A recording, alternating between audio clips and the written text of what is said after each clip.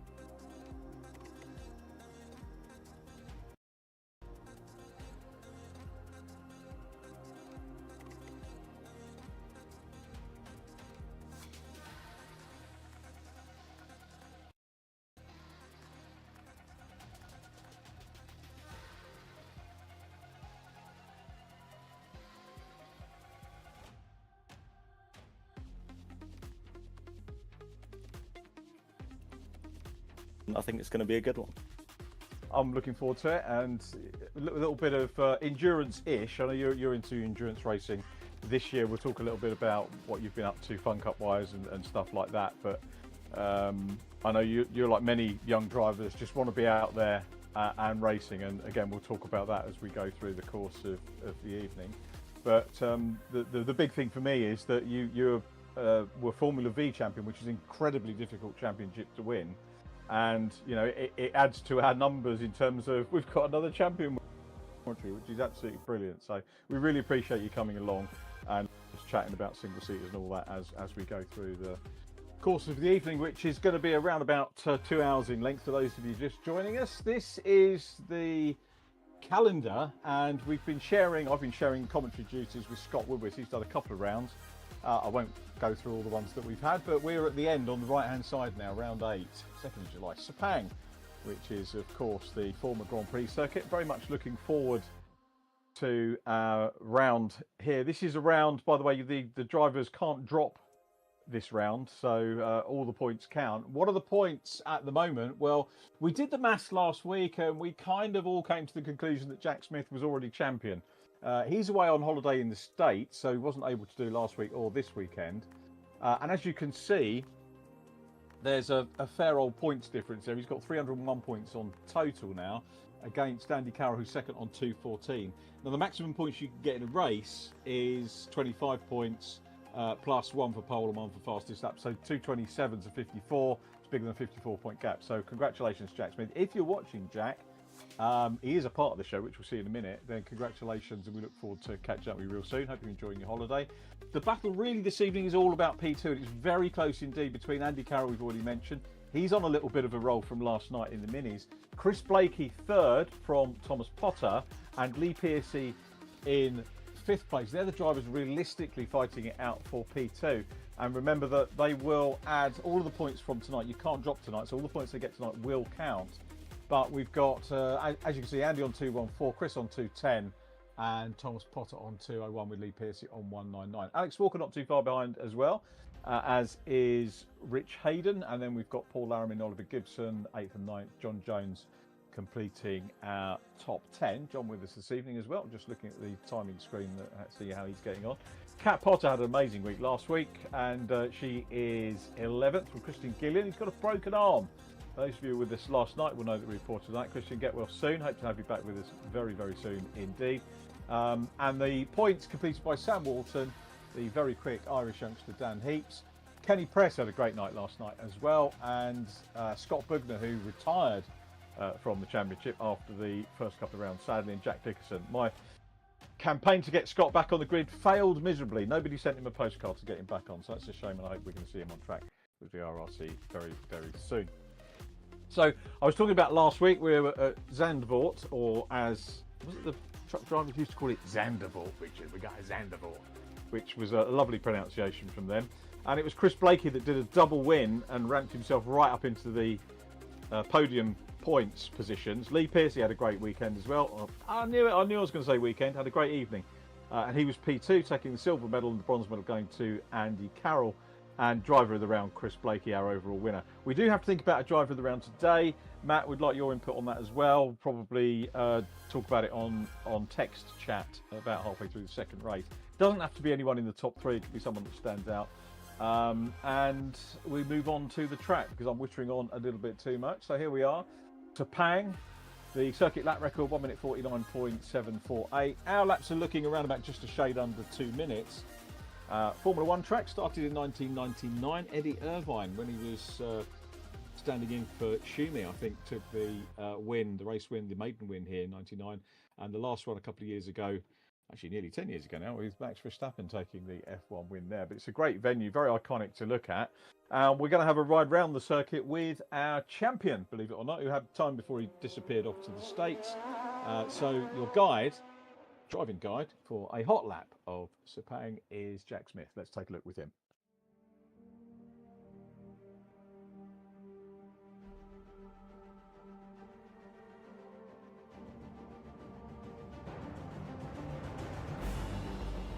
So Jack kicked off, and he's done some testing here. He was, I think, maybe hoping to do the round, and he's aboard his Ferrari, with which he's secured the championship.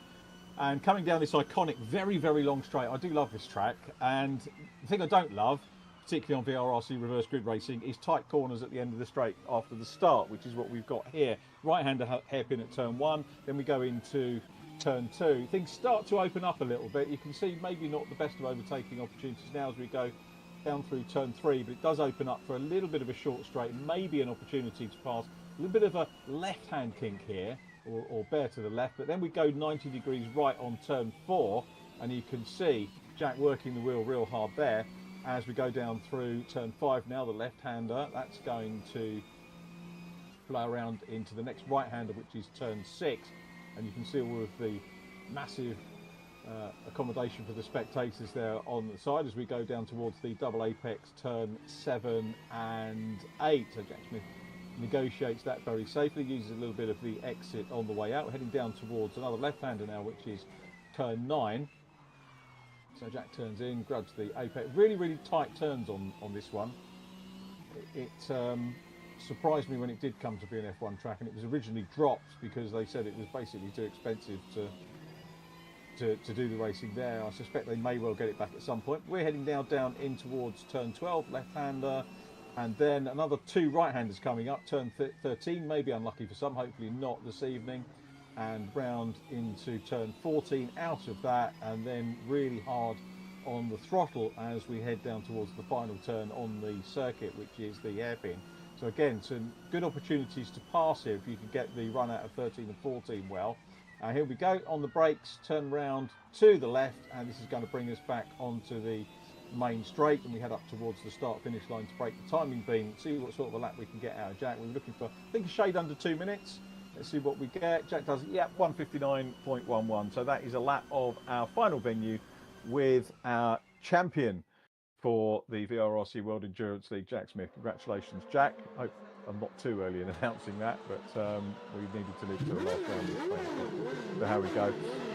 Let's have a quick word with Matt Hyde about this. Matt, I'm guessing you've not raced on this particular circuit, but you'd have probably spent a bit of time having a look and getting a feel for it, either as a spectator or maybe on a sim. What are your thoughts on it? Absolutely. I mean, it's one of the tracks I became familiar with when I first started my interest in racing, seen through the early 2010s on the F1 games. I think it was an amazing track, and it's just a disappointment that it was dropped from the calendar, really, because I think it provides some really good racing.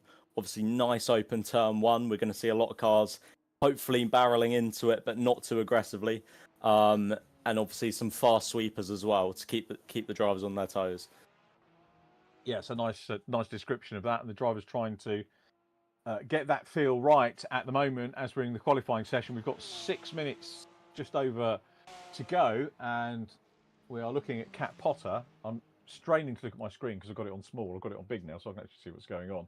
And now switch to Rich Hayden, who's running P3. Rich was, I wasn't going to say at pains, but told me earlier on today that he's been acing the testing here. So we're expecting Rich to grab pole position, 2 wins and 2 fastest laps on the build-up that he gave himself with me earlier on today. But at the moment, he's not fulfilling that. He's down in P3. He's probably keeping his powder dry at the moment in his Ferrari. Lee Pearcey top of the stack. Chris Blakey is in P2. Rich third. Andy Carroll fourth from Sam Walton. Thomas Potter, who grabbed a last lap pole position in the minis yesterday, was in 6th place. My apologies to Thomas and Andy Dorman yesterday. The timing tower messed up on who had won, and I messed up as well, because if I'd have looked properly at the screen what was going on, we'd have known that it was Andy that took the win. So my apologies for that, anyone that was watching it, and for Thomas to say that he won when he didn't. So apologies for that, but we'll try and get everything 100% right today as Lee Pearcey, who is here. Similar livery to Rich Hayden, but with the red trim, and looking pretty consistent here, Lee Pearcey. What would be your preference though, Matt, if you were, obviously we've got different types of GT3 car here, and I'm guessing you haven't had a chance to try any of these for real life as of yet. That pleasure hopefully will come to you, but which mark would you go with if you were following your heart? I mean, you know, you see the Porsches out there all the time, the Carrera Cup, which would obviously be quite a choice for me. But you look at the McLarens, you know, and also the Ferrari, all of which have really good handling all round, you know, that you can stop them on the brakes, but also they're nimble enough, you know, whereas you get to your sort of your Audis, your Acuras, maybe they're a bit punchier on the straights. But I definitely know that my dream would be a Carrera Cup, having seen them through my whole childhood. Lots of opportunities with Have you entered the Porsche scholarship? Is that a thing that you've done, or something that is, I mean, it's always an option. I've never actually gone for that one, but I think, you know, there's always opportunities in academies and for the scholarships, young driver programs and stuff like that. So I think I'll keep shooting for them every year, and fingers crossed I can get my hands on one soon. I think you'd be a good competitor in the Porsche scholarship. It's a mega prize they put up. And the other thing I love about Porsche, I mean, their brand and presence is just incredible. When you go on the Toka package, I mean, it just stands out above everything that's there, you know. Absolutely. And I'm not knocking Mini, by the way, because we're running a Mini series now, but it reflects the brand. And I don't know, it's just the people that have got into it absolutely love it. And I think the thing about motorsport is that it's horses for courses, it's formally for appropriate budgets, and the fact that Porsche do a 2-year scholarship, so they don't just give you the 1 year and let you get on with it. They give you a 2-year currently plan, which I think is absolutely mega. And it's thought, and again, I'm not dismissing things like the VRRC or the JSCC or Ginetta scholarships, which are 1 year, because they do get behind their drivers and help them onwards if they can. But just 2 years is mega, and it just gives you that first year to settle down, and then the second year to come back, as we watch Sam Walton, who's having a good run at the moment, in 5th place. Going to give a quick shout out here for Reeve Taylor, who's joined us on short notice. A lot of our regular viewers will know that Reeve Taylor is a co-commentator with me, an esports commentator and driver, and it's great to see Reeve on track. So well done for getting on track, Reeve. And here he is, in that menacing looking black livery, Reeve Taylor. See how well he does. And he's very much jumped in at the last minute, so no testing, and doing a pretty good job in 9th place. Only 2 minutes on the clock, and it looks like Lee Pearcey is. He did that work early, Matt. And I guess that's as good a time as any, isn't it, to go and bag a lap? Absolutely. I mean, you know, all you need is the 1 lap, but if you can go out and set it straight away, the car feels good. He's got everything under control. He's just got time to keep improving in case one of the runners lower down comes on. Obviously, we've got the 2 Potter siblings out. And I'm interested to see who comes in. Obviously, Catherine is a few seconds down on her brother, but I'm sure that'll be quite a sibling rivalry there. But obviously, we've got Blakey and we've got Hayden running up in 2nd and 3rd, not far off at all. So I believe with these last couple of laps left for everyone, we could see some changes in the order. We could well do. So we're into the closing stages of this one. There is Thomas Potter. I mentioned last week Chase Fernandez, but similar colours to the Vera Tools livery that Chase runs. I think he's got somebody else in his car. Whether they'll have the Vera Tools livery, I can't remember the name of the driver that's coming in for Chase, but he did test at Silverstone. But Chase going out to race in America this week, and if you're watching Chase, very best of luck with your racing out there. The trouble with being a commentator is that when you work with people and meet people and you try and take an interest in everybody's racing, you could literally spend all weekend on TSL or the various timing things and streams watching all the people that you want to keep interested in. So it can be very, very, very difficult indeed to kind of keep up with that. I've got to say, Thomas here for me, he looks a little bit off the pace tonight, whether it's because he's jumping from front-wheel drive to rear-wheel drive. Thomas announced with us last evening that he is going into the Ginetta Junior Championship next year. He's got a sponsor who's sourced a car for him, so he's no doubt got to get some extra budget for testing and things like that. But major announcement for Thomas. I'm very excited that he's going to be going into Ginetta Junior next season. And it's Lee Pearcey who's going to take provisional pole. So we've got 7 seconds left on the clock.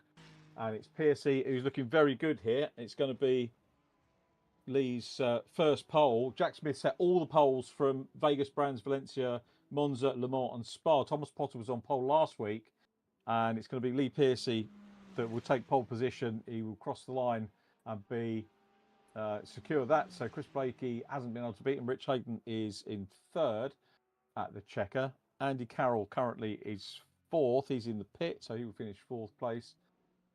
Then it is Sam Walton, Thomas Potter sixth with a lot of work to do. Cat Potter in seventh.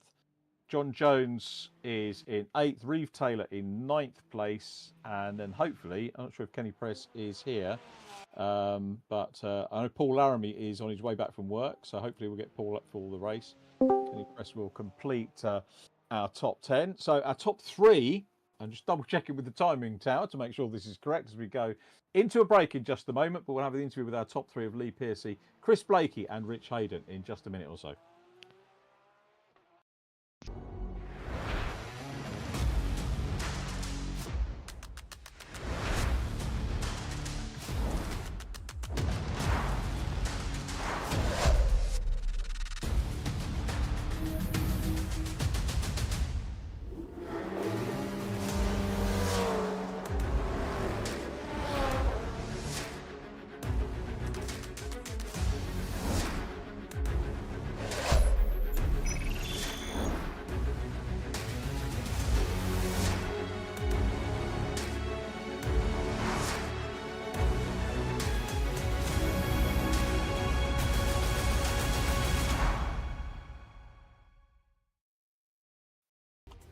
Yeah, I mean, the last lap was a 7. Match. Here we go. So thanks for sponsors, and always gives us a little bit of a break, doesn't it, before we move on to our podium interviews. And, well, Rich Hayden, you were bigging yourself up this morning when we were messaging each other, and saying, but P3 is not too shabby, though, to be perfectly fair. Yeah, it's not bad. I'm kicking myself. I think you heard me say I threw away 0.3 of a second in the second to last corner. Just went too deep and then went wide onto the back straight and just caught some gravel. So kicking myself, but to be behind Chris and Lee is to be in good company. So I'm happy with that. It's a fascinating evening in prospect, isn't it? We've got Mr. Potter, who was further down than we thought he would be, and I don't know whether that's jumping across from front-wheel drive to rear. I'm sure we'll get a chat with him at some point, young Mr. Potter. But yeah, we'll see. And it's over the next couple of weeks. Some people have got racing on Tuesdays and Wednesdays, so it's going to be sim heavy, isn't it? Well, yeah. So this week is actually the only week we've got a Tuesday, Wednesday night. Because when we go into touring car on the 16th, I don't think anybody in that is also in minis. Oh, actually, no, that's telling a lie. Tom's in minis and in touring car. So yeah, so he's got to battle his way through two different types of cars for 2 different nights. But gets him out of his own work, though, doesn't it? So yeah. I'm sure he's up to the challenge. Oh, I'm sure we will be as well. Okay, yeah, that's an interesting perspective, isn't it? So we've got different. So maybe for my mini homework, I don't need to look too much at what's going on in the touring cars. I think I said I will dip into it. But anyway, P3, not bad. So another potential win in the offing, maybe. Yeah, let's see. I've had a bit of a nightmare in the last couple of rounds, haven't I, with technicals, and ran out of fuel on the last lap of the last race last week. So I'm hoping for a better round this week. So I'll if I can come in the top 3, I'll be happy. Yeah. You're due it, mate. And I'll tell you what, I keep telling racing drivers this, that luck is yin and yang. Some you have a bad one, you'll have a good one come along pretty soon. So. I'm sure you will. Rich, well done on P3. Look, I've got to let you go and get ready for the race. Thank you, mate. Keep an eye on the time. We've got 4 minutes left to chat to second and third in our qualifying. So Chris Blakey, well done, Chris. Mega week last week with driver of the round and 2 wins and looking pretty good in the Porsche here to maybe another 3rd win on the bounce. What are your thoughts? We'll see. Yeah, evening guys. Evening guys. The Ferrari is very strong around here. It's the Porsche's nimble in the corners. Ferrari's got a tiny bit of pace on the straights, but yeah, we're well, fingers crossed. We'll see how we go. I'm much surprised at that time. That's the quickest time I've done all week. So I was the 4,000th off breaking the 2-minute barrier earlier today, and that was extremely frustrating. So I'll take the 59.7. I'm very happy with that. That's really good, isn't it? And I sometimes watch quite a bit of athletics, and you see the athletes, sort of working, and they talk about what they've done in training, and then they go along to the actual event and get the win or get a personal best. So it must be quite satisfying to, to come along and say, well, I haven't done that time before, but I'm pleased about that, and that's why you do the testing, isn't it? Yeah, definitely. It was I haven't done as much practice as I like this, because I've never driven Sepang before, so it was definitely a fair bit of a learning curve. Wanting to do more, didn't get a chance to it, but yeah, really happy with that. And a couple of tenths. I know he's got some more pace hidden away in there. He'll be sandbagging a little bit, but yeah, should be on for a good race. Fingers crossed.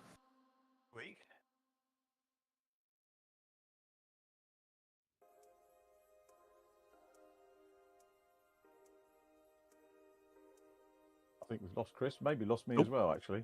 No, we're all back. I think it may be problems. me. Yeah, we tend to get our internet going into meltdown when it's hot, and it didn't the last couple of days. But apologies to our viewers for any. Still with Chris. I was just going to say, did you have a busy week, Chris?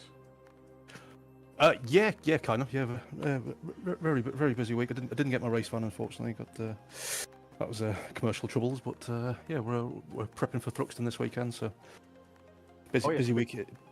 Yeah, busy week in the garage. Yep. It's the truck meeting, isn't it? So being probably the biggest crowd of the year for you, I'd imagine, down there. Probably, yes. So yeah, looking forward to it. That's going to entertain the crowds down there. Oh, well done on P2, Chris Blakey, and we'll see where we go, and hopefully get a chance to have a podium interview with you, Chris, a little bit later on. Yeah, fingers crossed. Thank you, guys. Chris Blakey, our P2 man. Let's go to our pole man. Congratulations to Lee Piercy. And Chris Blakey's just accused you of sandbagging. I'm sure that's not the case, Lee. It's it's a rich comment coming from Chris, who's just gone 3 attempts quicker than he has in the server all week. So and, I definitely wasn't sandbagging. There's a couple of mistakes. I think there was a quicker lap in the bag, but I couldn't put it together. But I'm pretty sure that's my first pole position on VRRC, so I'm going to take it. So yeah, it's been a long time coming. That's good. Yeah, I've not got the records with me to look that. I think my records only go back to on my old computer. They go back, I think, a couple of years. Yeah, it's probably on the reverse grid stuff. I've had a couple of poles, but not an out and out. I don't think so. Qualify well. I mean, you started off with a 3rd at Vegas, which was a good result, and you're always well inside the top 10, so it shouldn't necessarily be a surprise. And is it a case of maybe getting more used to the car as it goes along as well? Possibly, yeah. And I think it's kind of done me a favour that not a lot of people have done a lot of work on this track. So I think a lot of the tracks we've gone to, a lot of the boys have done on the sim previously. So, and I don't, as I sort of mentioned before, I don't get a lot of practice time. So I think the fact that yeah, Chris has been limited this week, and I know Rich has been sort of messing around with the tyres and that for everyone. So, but yeah, it seems to. It's a difficult track. It's very, very easy to make a mistake. But yeah, the fact that I did that lap time on my first lap out was, I thought we'd just go and park in the pits, and then Chris put a quick one in. And I was, oh, he's got a bit in the bag, so I went back out. So, but no, I think it should be hopefully some good racing. If we can try and keep it clean between us all and have a bit of fun.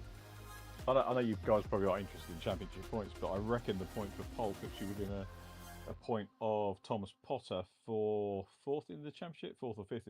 It must be fourth actually, because there's 5 of Yeah, us. didn't even know you got a point for pole. So There you go. Drivers never ever know what points are. Or no, I'm never on pole, so it's just yeah. So yeah, it's quite. We're gonna have to do some sums as we go along and try and work out who gets what. Or alternatively, just look at the phone at the end of it, and because the points get worked out fairly quickly. Going forward, obviously, you're doing the two. You're not doing the minis, are you? We missed you last night, so No, I can't do the Tuesday nights. It's so yeah, juggling too much as it is already. So unfortunately, which It's a would big have been life. good because yeah, it would have been good to get involved. But yeah, especially unfortunately not. And are you doing the touring car series? Yes, yeah. Okay, Yeah, I haven't chosen what car yet, but I've not even tried them yet. So I struggle to jump from one car to the other with. So I'll wait till this is out of the way, and then I'll go and have a go with them, see which. That's fair enough.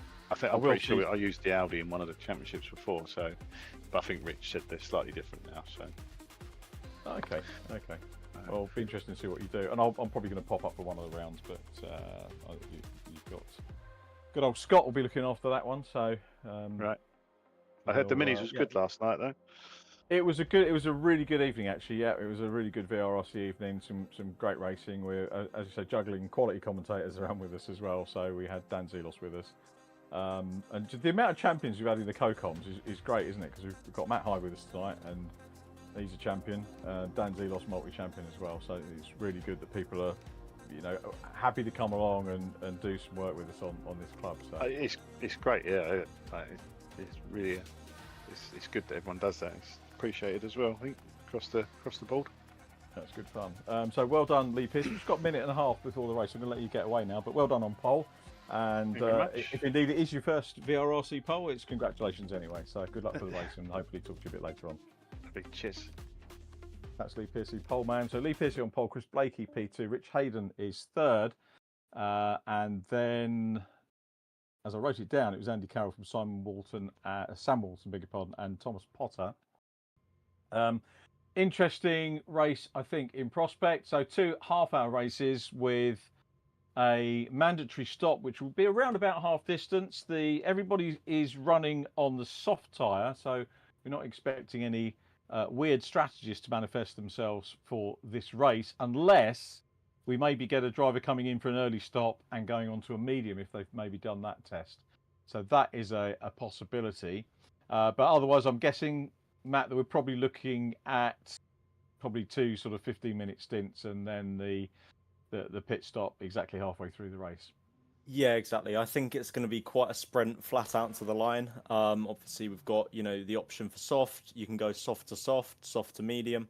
Obviously, Steve Allen starting on the medium theoretically, though I think he's still in the pits. But I imagine everyone else will be on a very similar strategy. It's just if any can make that undercut work. Yep, Steve. That car for Steve Allen, if you're looking on the timing screen, is actually our race director. So it's sort of a circuit cam car, so not taking part in the race per se.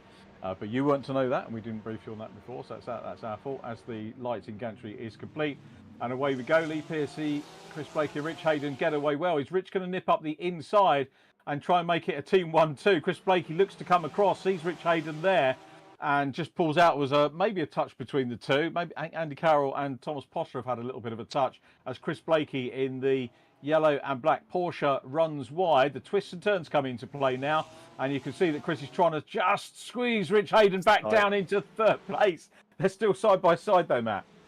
He's managed to get through though, hasn't he? He's keeping hold of him. Having a look down into the third corner though. Is he going to make it on the brakes? This is Has a look up the inside. Yeah, he's having a look. It's Andy Carroll next up from Thomas Potter. but Rich Hayden was pretty much elbows out there. Was nobody likes, well, a couple of people that I know don't like the word robust, but it was robust between the pair of them, but also not too much in terms of contact, because I know they've got to get to the end of the race. Chris Blakey looking pretty good at the moment to try and get Rich Hayden back, and this is great news for Lee Pearcey. He'll be having a little chuckle if he looks behind him, and look at the gap that he's got already. So Chris Blakey Huge having gap. an issue. Yeah, Nearly massive 2 gap. seconds ahead. There we go. You know, he's pulled off 2 seconds as they keep battling behind. It's getting really scrappy out of those corners. But Rich Hayden, as I say, pulling away second, but 1.9 seconds off of the race leader, Lee Pearcey. Yeah, that damage is done so quickly, isn't it? If you've got to squabble, I mean, they're not going to send a memo to each other and talk about working with each other in the early stage and then fight it out. I know some drivers do that, as Thomas Potter now looks at Chris Blakey. So we're looking at Andy Carroll, who is... I remember when we did the first mini virtual series during COVID, and Anthony Williams, who set up the mini championship, obviously runs Accelerate Motorsport as well. I can't remember the name of the driver, but we have one called the Silent Assassin, and the last couple of rounds, Andy Carroll has just been doing that. He's not necessarily qualified as high as he would like to, but come the race, he's just had... Well, he said yesterday spaces open up for him, but you know, he's just making the most of those opportunities, and he's being quite modest about his ability to read the gaps and come through. And he's come through into that third place at the moment. But it's the two teammates, Pearcey and Hayden, 1 and 2, and Rich Hayden trying to get his head down to close up. And the battle now is on for third place. Chris Blakey, who's just dropped a little bit from his P2 starting position, but now they're all settling into the race, and it's Carroll, Blakey, and Potter all together. Sam Walton is next diving up. up the inside. Yeah, he's going for it. Got to have Again, a he go. hasn't made that move quite stick. He's still up there on the inside, going into the left. Andy Carroll now, he's squeezing through. He's made the move just before that tight left-hander. Nearly flat out through there, so bold move to make. Nice one indeed. Thomas Potter is up into fourth place as well, so Thomas will be looking to try and get up towards podium pace. Andy Carroll runs a little bit wide on the exit there, perhaps frustrated. Be even more frustrated now to see Sam Walton right behind him in P6. Just having a quick look on the time. We've got, where's Reeve Taylor out there? Is he? Yep, he is. He's in 7th position on his debut in the championship with us. So having a good run as Sam Walton now up ahead of Andy Carroll. So it's my fault. Curse to the commentator there, Matt, and this is going to be new for you, saying how well things were going for Andy Carroll, and he drops from third place down to 6th. Absolutely, it was a little mistake into the sharp braking zone, where he's just clipped the brakes, locked him up, and just gone deep. Now he's dropping back all the way to 6th. Hopefully he can hold on to Sam Walton, who can just pull him back through the pack. But it's gotten to that point of the race now where we've had a bit of a scrap at the start, and now it's all about putting those qualifying laps in every single lap until our pit stops. That's what they've got to do. Pit stops, as we say, probably the last couple of rounds have been, barring a couple of teams that have gone for strategies, including our race leader, who went for, I think they went medium for the first section last time. And the first thing they said when they got into the interviews afterwards, scrap the strategy. And it works better for in race 2. So Lee Pearcey Lee Pearcey having a good run at the moment with Rich Hayden P2. But that damage was done while Rich was squabbling. And he's got a lot of work to do. It's all going to be down to pit stops now as to whether he can perhaps close up. So 5 minutes into the race, another 10 before we get into pit stop strategy. And of course, you might use the stop to come out of a squabble if you feel that you can get some benefit from that. And I was going to ask you, Matt, actually, obviously you're racing this year in the Fun Cup, which is a fantastic championship. And have you been in the situation where you've done, are the driver changes prescribed times, or can you sort of dip out if you're in a situation that's going to be favourable to get out of, that you can come in and do that? Yeah, so we get a pit window of about 10 minutes once half an hour of the race has passed. So 30 minutes in, you've got 10 minutes to make your pit stops, and then the pit window is closed. You can play around with that a lot, depending on who the faster drivers are. And obviously you want the fastest driver out there for as long as possible. So you push that right till you see the pit closed board, and then you dive into the pits. It's very last minute, and it's very high stakes, because if you miss that, you'll get a massive penalty and you'll be out of the race effectively. So there's not a massive manipulation you can do on the overall strategy. You can't undercut. Oh, big spinner there for Chris Blakely. Interrupting myself there, but he's dropped down all the way to 6th. I don't know what happened there, but I think he lost it on the second to last corner, probably just under the wheel spin, because those Carrera Cup cars are very torquey, and obviously with that mid-engine, can just spit you around once you've lost it. Yeah, not the easiest things to handle, are they? So Chris very nearly collected Thomas Potter as well, but Thomas survived that, and he is in 3rd place at the moment. So it's Piercy, Hayden, Potter, Walton, Andy Carroll now 5th, courtesy of Chris Blakey coming through, and then Reeve Taylor ahead of John Jones and Cat Potter in 9th, our runners at the moment. And going back to that pit stop, yeah, it's very interesting the way you described it, Matt, and you actually conveyed in your voice the urgency and the importance of what you have to do in the stop. The driver changes are brutal as well, aren't you? Contact as well. Sorry to interrupt again. It's out of turn 2 now. We've got Cornwall and Sam Walton, I believe, wasn't it? Sam Walton's just going through. It was Chris Blakey again in 4th place who collected it. Actually, Chris hasn't come out of his 2 incidents too badly. He's in 4th place. So the car's still in one piece, but unfortunately a bit of damage for the whole race running. Now the top 3 have pulled significantly ahead, about 7-second gap behind now from Thomas Potter. Yeah, Thomas up onto the podium. Yeah, the more I talk about pit stops and Fun Cup, the more action we seem to get on track. I want to stick with that. I was going to say how brutal the driver changes are, because you are very often, very quickly, physically pulled out of the car so that the next driver can get in. I mean, it's difficult. It's worth actually having a look, isn't it, on YouTube coverage to see how it's done. That is great training for endurance racing, isn't it? It's the perfect stepping stone from, karting or club level racing before getting to the GT level of endurance racing such as this. Obviously, with driver changes involved in the longer races, you need to be as efficient as possible, getting those belts off, the seat back, the headset unplugged, obviously turning the car off for every stop as well, especially when fueling the car. But yes, our engineers and our mechanics physically pull us out of the car because it's just easier and quicker.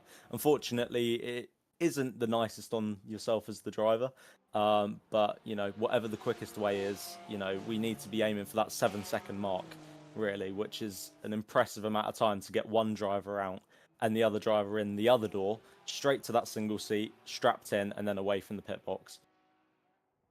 That's a really good summary of what you guys have to do. I think Simon Rudd joined us on Go Commentary, so it's been a while with so many different commentators, and Simon and his team. And the strategy, I really didn't appreciate how important and difficult strategy is, and the drivers can get involved with that, but they're actually professional strategists that help teams as well, not only in Fun Cup, but in like the C1 races as well.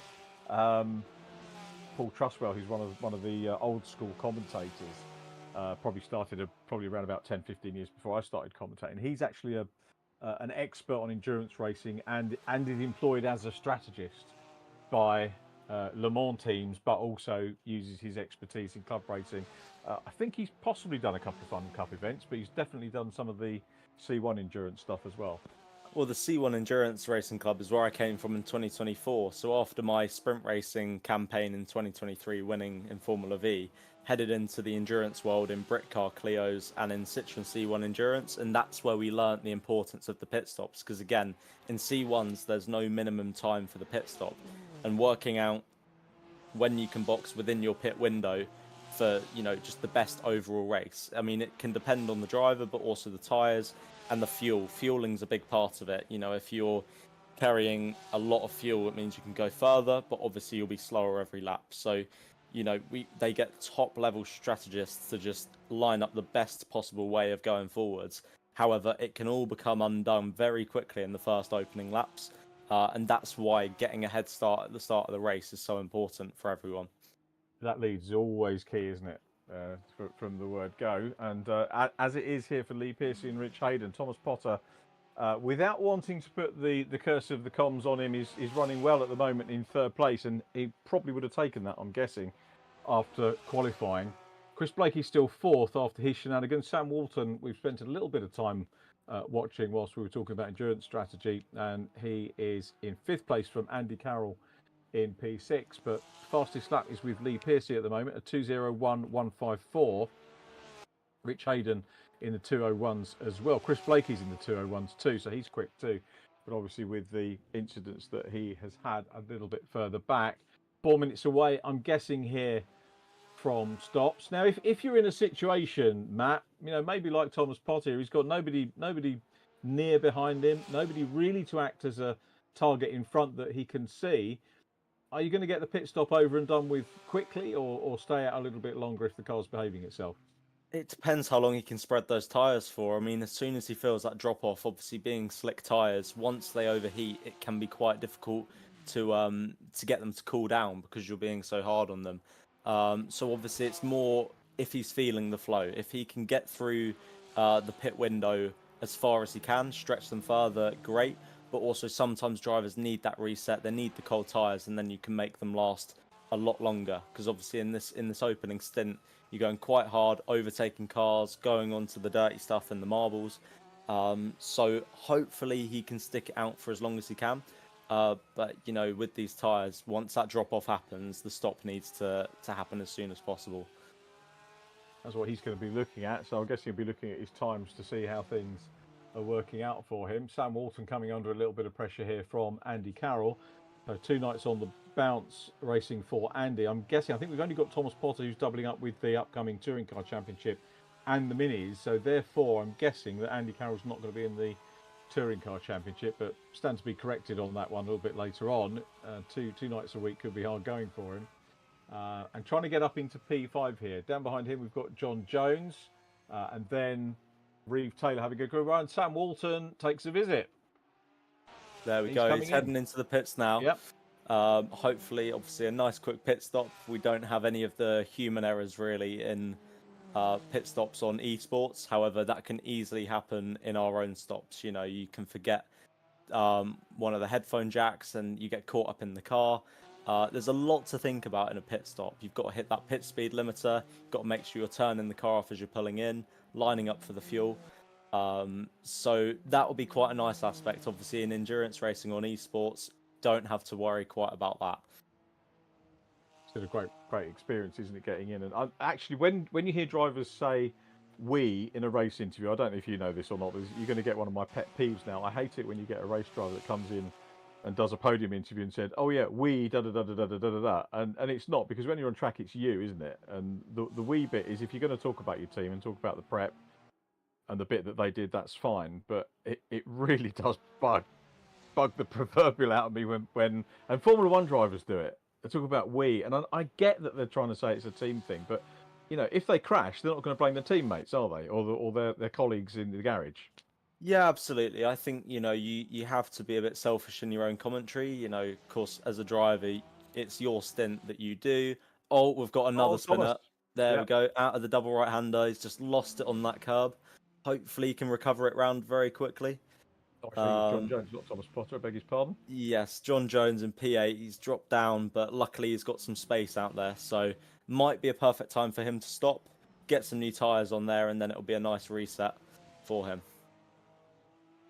But yes, as I was saying about the team aspect of racing, in endurance racing, it is very easy to talk about yourselves as a we, because it does come down to those pit stops and the other drivers. And a race win in Fun Cup or C1 Endurance or any other endurance racing in the world, you're only as good as your team. And if someone's up on pace than yourself, then that's where you end up. So it is completely a team sport in endurance racing, the complete opposite of what I started in with go-karting and Formula V. I guess you probably still had people helping you out with prepping cars and stuff like that, though. What was the deal in Formula V? Did you span yourself, or did you have? I'm guessing that in this day and age, whatever you go into, you've got to get help from someone who knows what they're doing. Absolutely. I mean, for myself, I'll be humble. We don't know a lot about cars or karting. We ran our own go-karts at points, but at the end of the day, having a team around you to be able to sort the setups and obviously provide engines, parts, everything like that makes a weekend a lot less stressful, however stressful motorsport is. But in Formula V, we would not have had the facilities to have our own car. So we ran with AHS Motorsport, run by Alan Harding. He's been in the championship for years and has actually helped some of my karting colleagues go racing in Formula V since my championship in 2023. So it's been, he's been a solid face of the championship for years. But one of the only teams in Formula V. Most drivers are privateers, unlike where you go to the upper levels of club motorsport, where essentially everyone's in a team. I much prefer club motorsport, which is why I've stayed at. Chris Blakey prefers the grass at the moment. He's maybe getting a little bit tired, is Chris Blakey, but let's see, he is in third position, and maybe this is time for him to have the stop. Top stopper at the moment is Thomas Potter, and he is in fourth place. Second on the stoppers is Andy Carroll, so he's had his stop, and Sam Walton we saw being the first driver to come in. Rich Hayden is in now as well, so erstwhile second place driver as Thomas Potter goes up into third place. It's going to be very interesting to see where Thomas emerges after, or rather I should say where Rich Hayden and Lee Pearcey emerge after their one. So Thomas is coming down towards us now, and we'll see whether he's closed up after the stops with Rich Hayden. So Rich should be out very shortly. Thomas going down towards turn 15, and we'll come on the straight, and what we want to see is Rich Hayden a little bit closer. I was saying earlier on that he didn't have anyone in front of him, and he did on the longer straights. He could actually see Rich Hayden and Lee Pearcey, and in fact Lee and Rich have got out and they are still in front, so it's Pearcey from Hayden and Potter. Nothing has changed in terms of positions after their stop, so it's Pearcey, Hayden, Thomas Potter, Andy Carroll fourth, Reeve Taylor now up into fifth. Well done, go on Reeve. Hasn't had his stop yet, but he'll be pleased to have been showing in fifth place. Hey, at least he's in the top 5. I know something that's really helpful in racing from personal experience is having someone to chase. I call it a carrot to chase. So for Rich Hayden, hopefully with him being within 5 seconds, he can see him just at the end of that straight. And that could be quite a nice encouragement, because you're almost, when you get close enough, you start to mirror the lines. But even once a car's far enough ahead, you can just use that every single lap as a reference to keep chasing. Whereas sometimes when you're out on your own, like Thomas is at the moment, it can be quite hard to find that extra bit of pace that you sometimes need when you have no other reference around you. So I'm hoping he can just keep lapping consistently, and we can get at least a close finish for the top 3 at the end. Yeah, I'm not sure Lee Pearcey wants a close finish. Stu have been out front. Rich probably does, and Thomas do as the chasers, but Lee Pearcey is, I don't know, go back to what Chris Blakey was saying. He thought Lee was sandbagging. Lee did say that there was maybe a little bit more to come, and I think that's proved to be the case, because he's driven very solidly in this one so far. Still with the best lap, a 2:01.154. Rich Hayden is second quickest, appropriately in his Ferrari, 2:01.3, so a couple of tenths off on his best lap. Both of those two, in fact, everyone now completed their stops. Actually, Chris Blakey hasn't had a stop yet. I don't know if Chris has called it a day. Showing I believe so. Yeah, I think he had some technical issues. Hence, we saw the off-roading as such around the back section of the track, and then it was a jump to the pit box. So hopefully not an early retirement, but I think that puts him out of contention for this race. It's actually going to push him away from a potential second in the championship as well. It's going to make things harder for him, because Chris was on 210 points coming into this one and was only 4 points down on Andy Carroll. So Andy in fourth place here, looking reasonably good at the moment to shore up that second position in the championship. Lee Pearcey was on 200 with his point for pole coming in. So let's just take stock of the points. Lee Pearcey will get 25 for the win, so it will take him on to 225. Carroll will move up from 214 to 224, 232. So Carroll just about. It's all going to come down to race 2 for second and third and fourth in the championship. Thomas Potter not doing himself too badly either. He was on 201 coming into this one.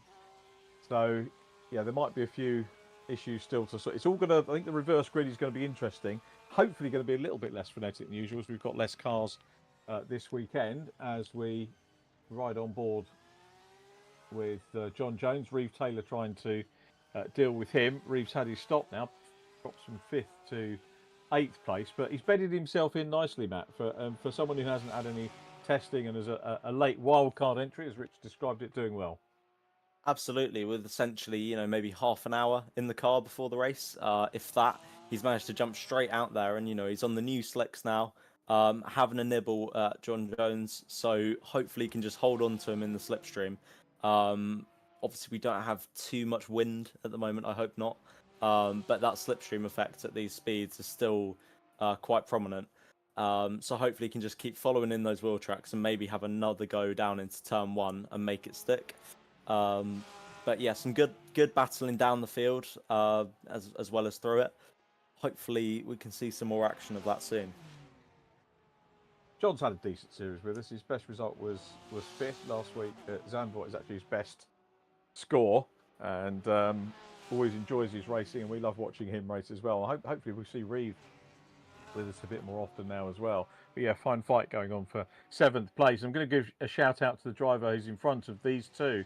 Cat Potter's having another very good evening's racing in 6th place. So here is Cat running really well, and celebrated her 18th birthday a couple of weeks ago, and he's getting better and better with the sim racing. I make no apology for saying it round on round, but last week when the reverse grid race started off the front and was in a podium position for a long time, and that's the great thing about having these reverse grid races, that it does give you a chance to stay longer out front, have the pressure of starting on the front, and also have the pressure of trying to maintain that. And she's learning so much on this in this series, and is getting better and better. And as I say, P6 now, regardless of who is and isn't racing this weekend, this is a strong performance again from Catherine Potter. Absolutely, and it proves that consistency is key in endurance racing. Although this is a short 30-minute sprint endurance, if you can put those laps in every single lap and they are within that 5/10 margin for error, you can just keep chipping away, hold your position, and if not, even pick up the pieces. And that's another thing that racing teaches you is, through a race, even if you're sitting P4, P5, all it takes is a couple of mistakes from others in front of you, and you could be right on the podium or even with a chance of the win. Yeah, that's 100% correct. So here is Lee Piercy, still out front and to the good by 5.7 seconds. 16-second gap to Thomas Potter in 3rd. Thomas is going to be happy with the podium here. Thomas doing essentially what he needs to do points-wise in beating the people that are ahead of him in the championship standings at the moment, and we'll have to do some maths after race 1. We don't get too much of a chance to be able to do that, but we'll revisit that. But significantly, Andy Carroll, who's his main competition at the moment for 2nd in the championship, is only 1 place behind him, and points-wise that will convert. It's only 2 points, so between the two. So Thomas really at the moment only pulling 2 points on Andy Carroll.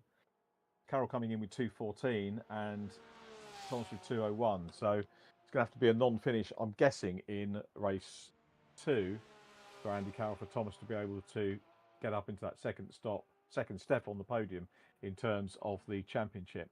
But great for Thomas as well to be doing this with his elder sister.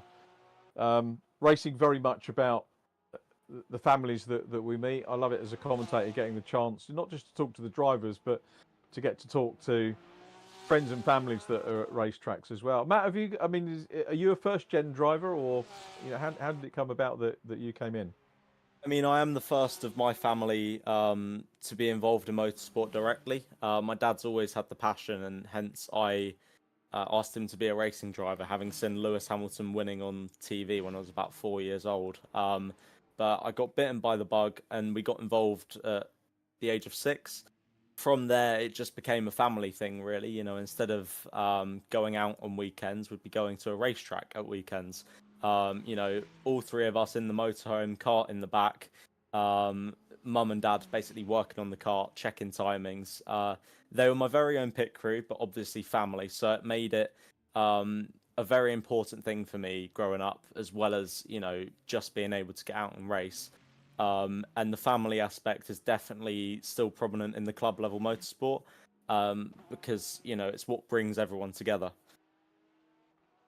It does, and a lot of people that a lot of people don't get it. I think and there's so much time that you interact, and it's a much more interactive sport in terms of the social dynamic than something like football. Yeah, you can go to a football match with your son and your dad or whatever, but there's actually more interaction at a race weekend. And you know, I love all sports, to be perfectly honest, but racing, when you get the chance to spend all that time together, work together on things, go out and have a meal, it's just an absolutely mega sport. And for me, the amount of great people that I get to meet is fantastic. And, Absolutely. And I think that in recent years, obviously coming of the age of 18, being able to drive everywhere, I found new friends and family in teams I've been in. So obviously Dragon Sport Racing by Amigo Motorsport last year, it was a group of about 30 of us, drivers, drivers' families, and then all of the mechanics making it happen, as well as Reese, who was running the team. You know, we'd have these great evenings, great dinners, and then at the track we'd all come together to work as a team. So it can be a really good weekend aspect, not just for the racing, but the off-track experience as well. Again, bringing people together, the social aspect of racing is very important for the camaraderie of the team as well. And that does extend all the way up to Formula One. You need that support network around you. 100%. I agree with that one. It's and whatever level you do, it's the same. There are so many good club championships now that you can get involved with. This has been a really fascinating battle to watch here, and Reeve Taylor's bedding himself in nicely. He's got close to John Jones. John's done a good job of managing to stay in front and defending. Doesn't have to defend too much at the moment. He's got a little bit of a gap. I've been trying to do a little bit of maths as we've gone along as well. Lee Pearcey, I reckon, goes up to 226 points on this one because he's got no drop scores as well, and he won't drop this round. So I'll tell you what, now he is having to defend, and Reeve goes wide. Very deep. Yeah, he went in deep, didn't he, Reeve? And very wide for John Jones, but John hangs on to it, but he's under pressure again now. Yeah, exactly. Reeves all over the back of him, putting the pressure on, and there's a bit of contact out of that corner as well. So hopefully Reeve can hold on and just keep putting that pressure on, because the worst thing as a driver is seeing a car come up behind and keep having nibbles at you. The amount of pressure you have to hold on your shoulders is quite immense. So Reeve doing the right thing here, just following in his wheel tracks, sticking a nose in here and there. But I think soon enough it will be time to make that move because we only have a couple of laps remaining.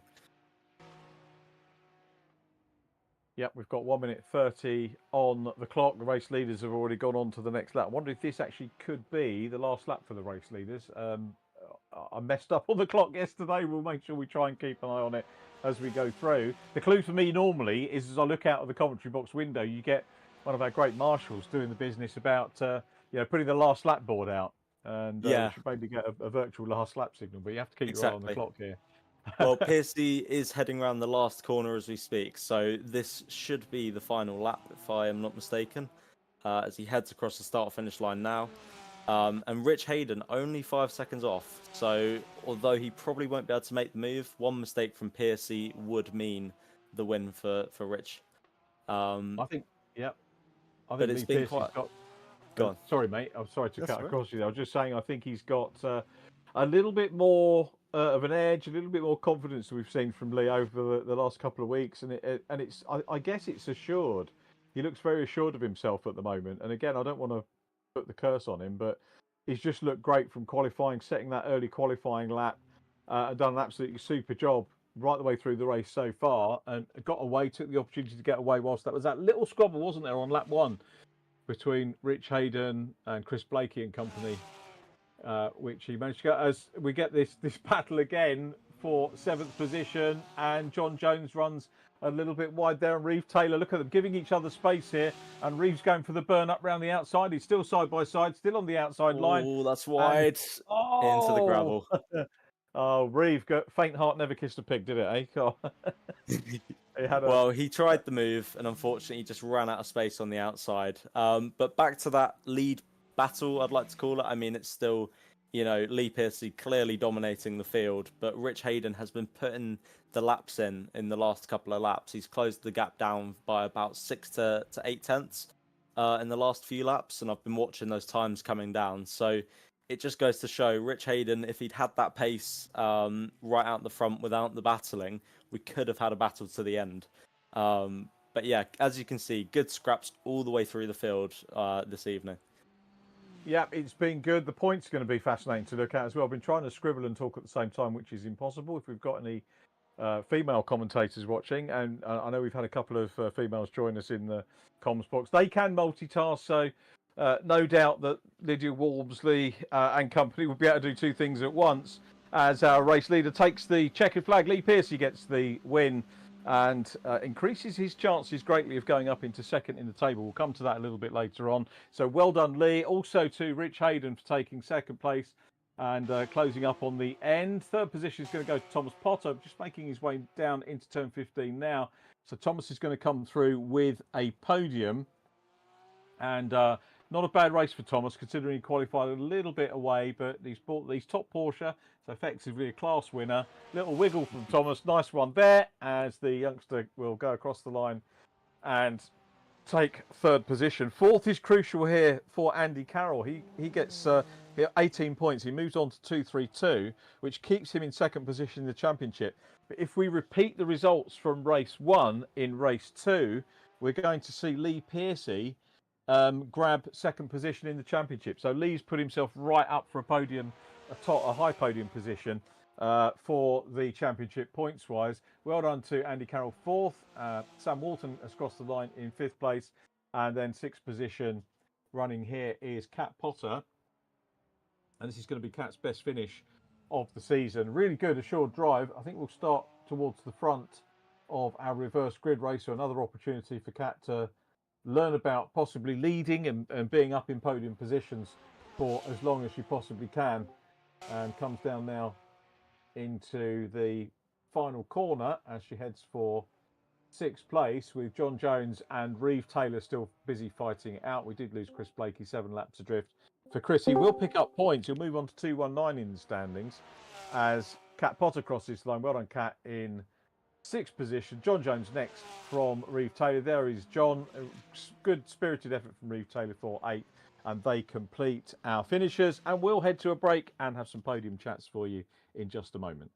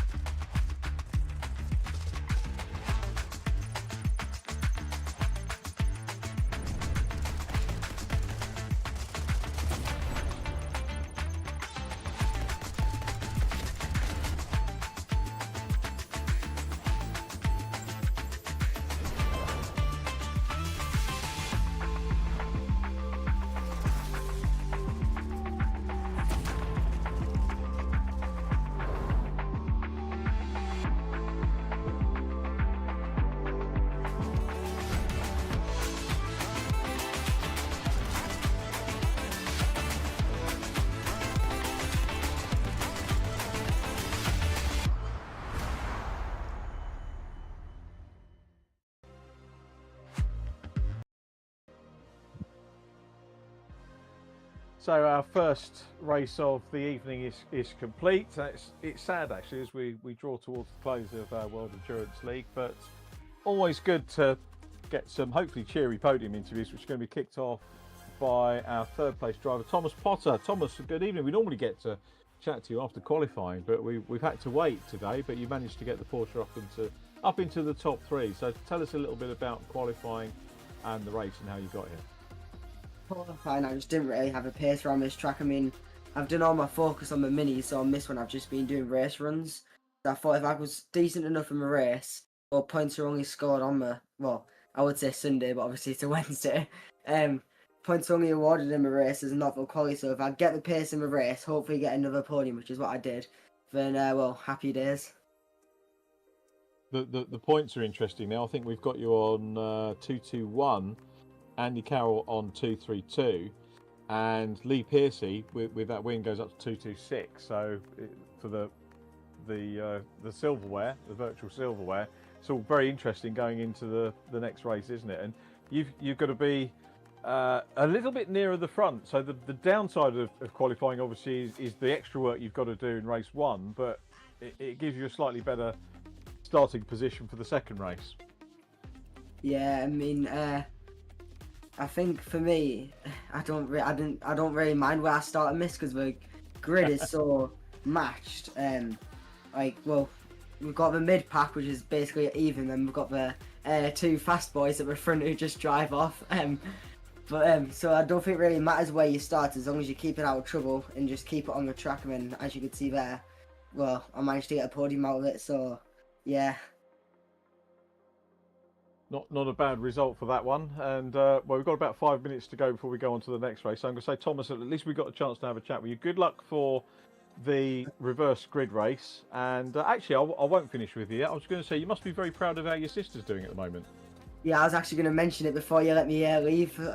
Huge well done on her getting a sixth. I'm pretty sure that's her highest finish, but I feel I feel bad for her because I reckon she could have actually had a potential podium in the last one, in her last round. But well, let's hope she can get in the top 5 of this one and maybe a podium. Who knows? Oh, definitely got the ability to do it now, Thomas, for sure. It's just going to be getting the right circumstances. I'm not going to say luck because that doesn't necessarily come into it, but being in the right circumstance, she's definitely got the ability to be there for a podium. So well done, Kat. Have you got any thank yous and hello? Did your nan enjoy her birthday, by the way? Oh yes, my nan did enjoy, especially after well, my pole and a podium and well, an entertaining last race.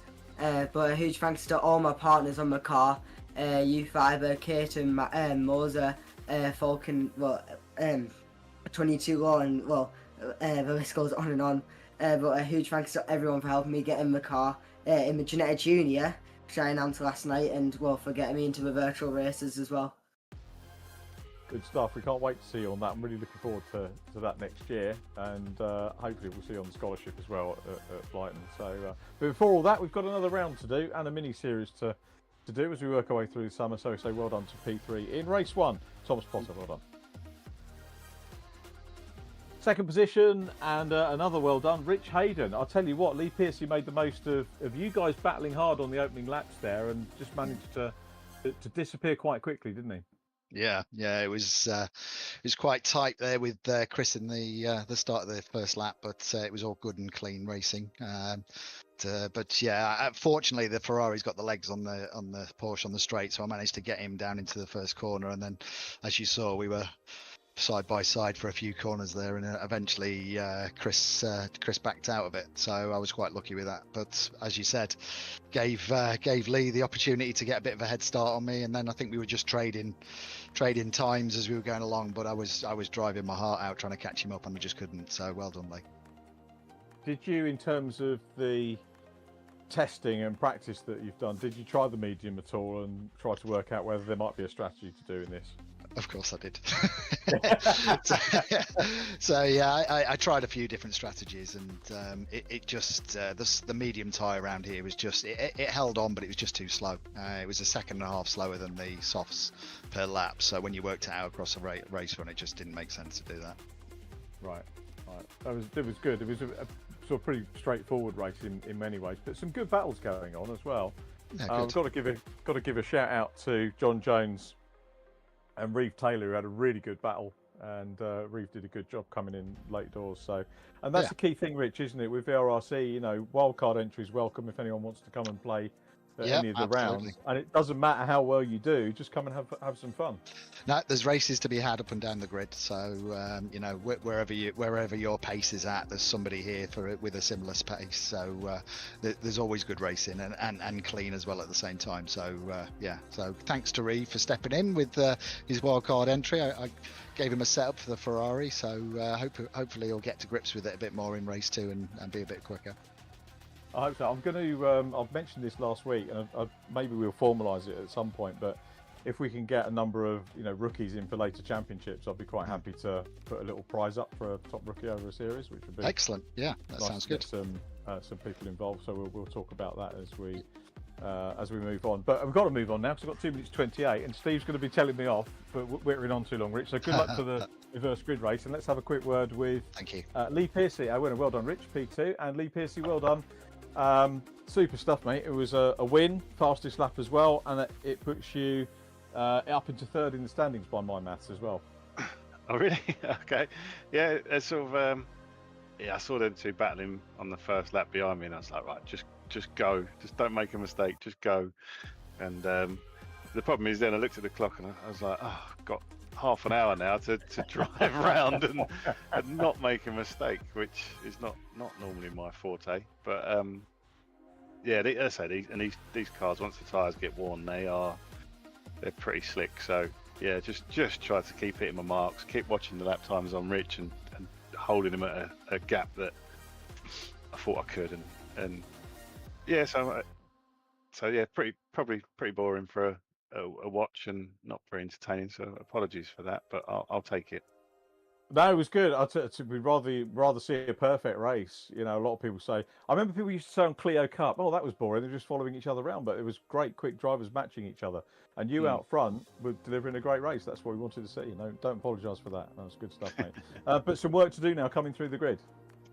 Yep, trying to avoid the carnage. That's the see if we can do that. Which is it's a lottery. It's the first 3 corners on here is normally a lottery. So we'll see. Okay, well, good luck, Liam. Well done on the win. Fantastic Thank job you very winning much. Foster's lap. Well done. Lee Pearcey, our winner, as we have less than a minute now to crack on with our second race. Matt Hyde, thoughts on the first one before we get going?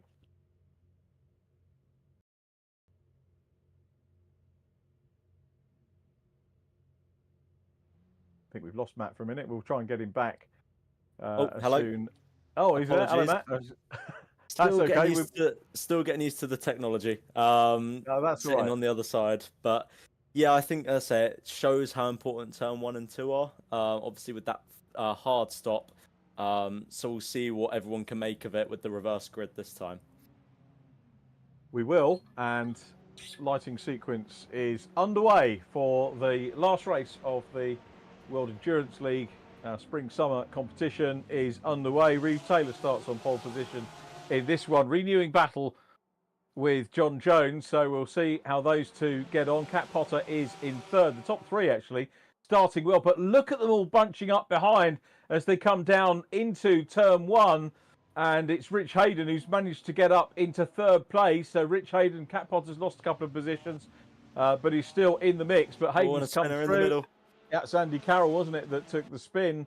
That's a little bit of, I think in Speedway, motorbike Speedway, they call it first turn bunching. I think in our case, turn 2 bunching. But we do get a little bit of that. But it's John Jones that's got away back ahead of Reeve Taylor. So he's got bragging rights at the moment. Reeve having a little bit of a moment there too.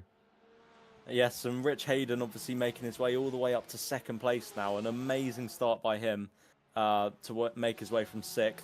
Hopefully Reeve can hang on. Obviously he had some good battles with John Jones, but John Jones making the most of it out of the lead. This is why I love the review. Oh, Thomas Potter! Did he just lose it coming out of that turn and tagged Rich Hayden as well?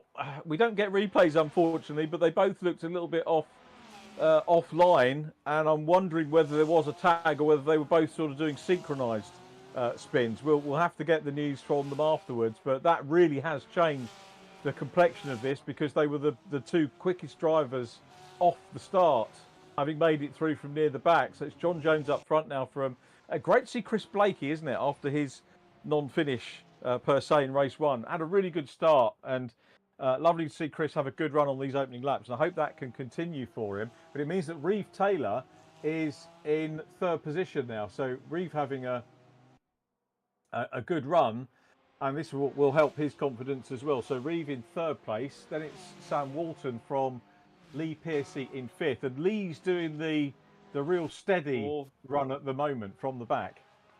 There you go. You say a steady run, yet he's just made the double move down into the last corner, making his way up to P3. So now we've got the Lee Pearcey, Chris Blakely, and John Jones, obviously all at the front.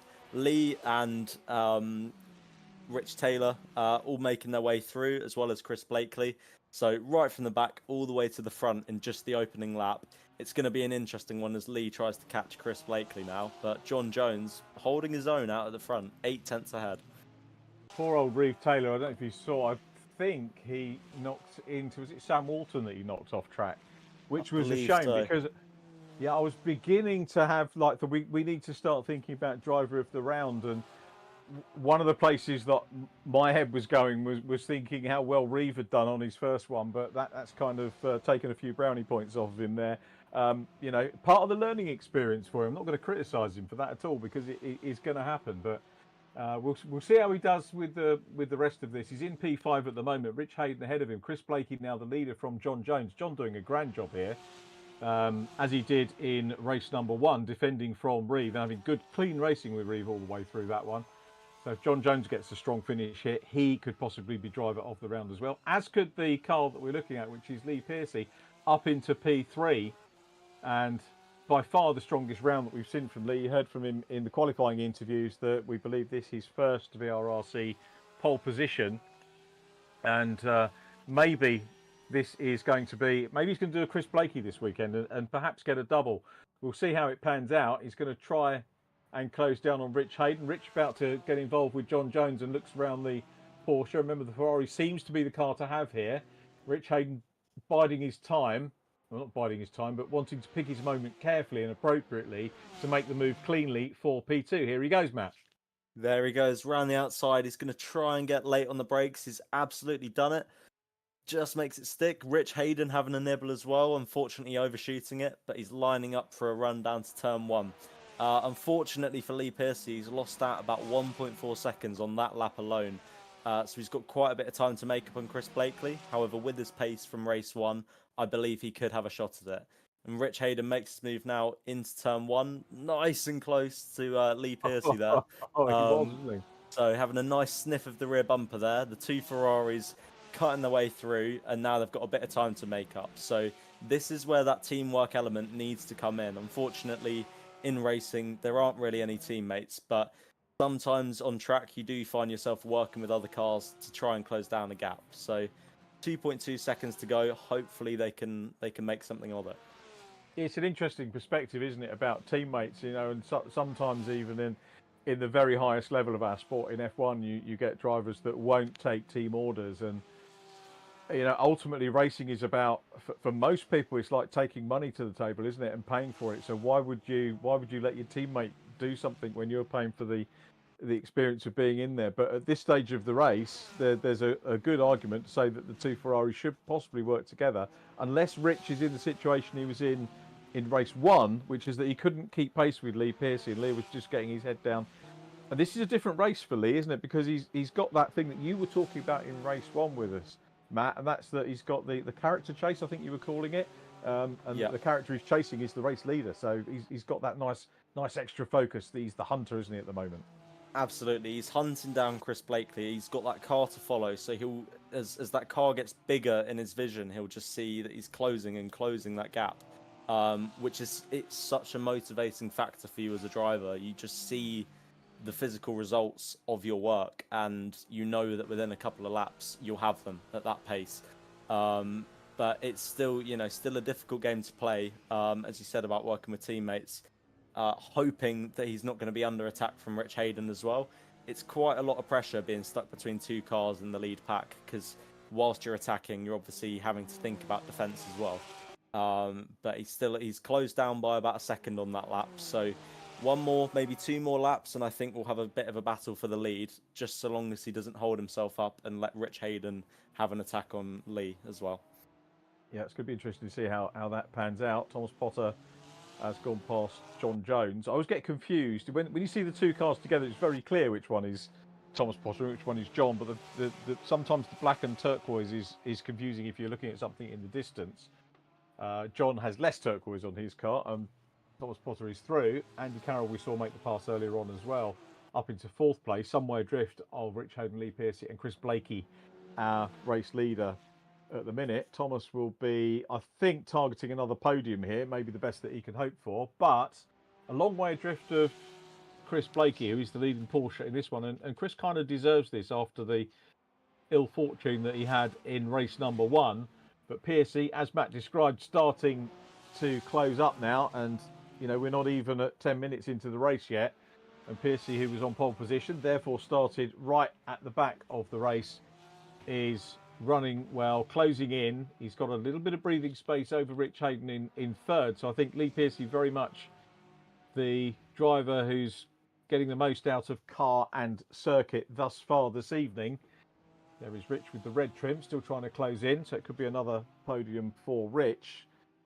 Okay, I think the best we can do here. Oh, and I was going to the best that Thomas Potter can do. Braking there. Slidey under braking. He's made the move. He's having though. a right go. Yeah, go there, was it? Exactly. It's good experience for the Ginetta campaign next year. Obviously, very wheel-to-wheel racing out there. And he's made the pass stick. So it's how you've got to be. Elbows out. Will he keep that move, though? It's close through the last corner. Andy Carroll makes his way back through. Little bit of contact on the exit there.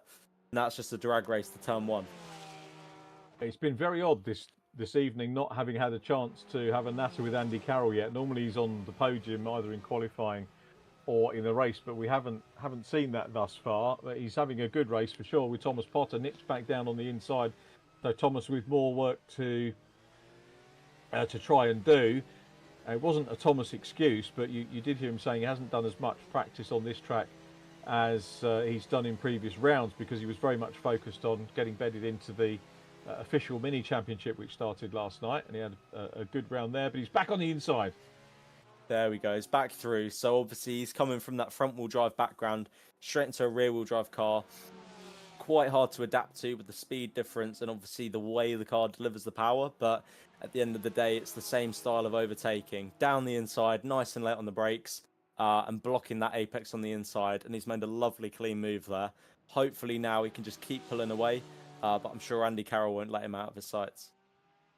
Andy, we know, is a dogged competitor who want to try and take the battle back to him if he can, either at this stage of the race or maybe during the stops, or certainly after the stops, closes up again, has a go. How difficult, Matt, is it for you to make sort of the switch from front to rear, and is it something you've had to do during the course of a season, or is it, you've done a season in front wheel drive and then moved to rear wheel drive? Have you not had to do too much actually within a season in terms of...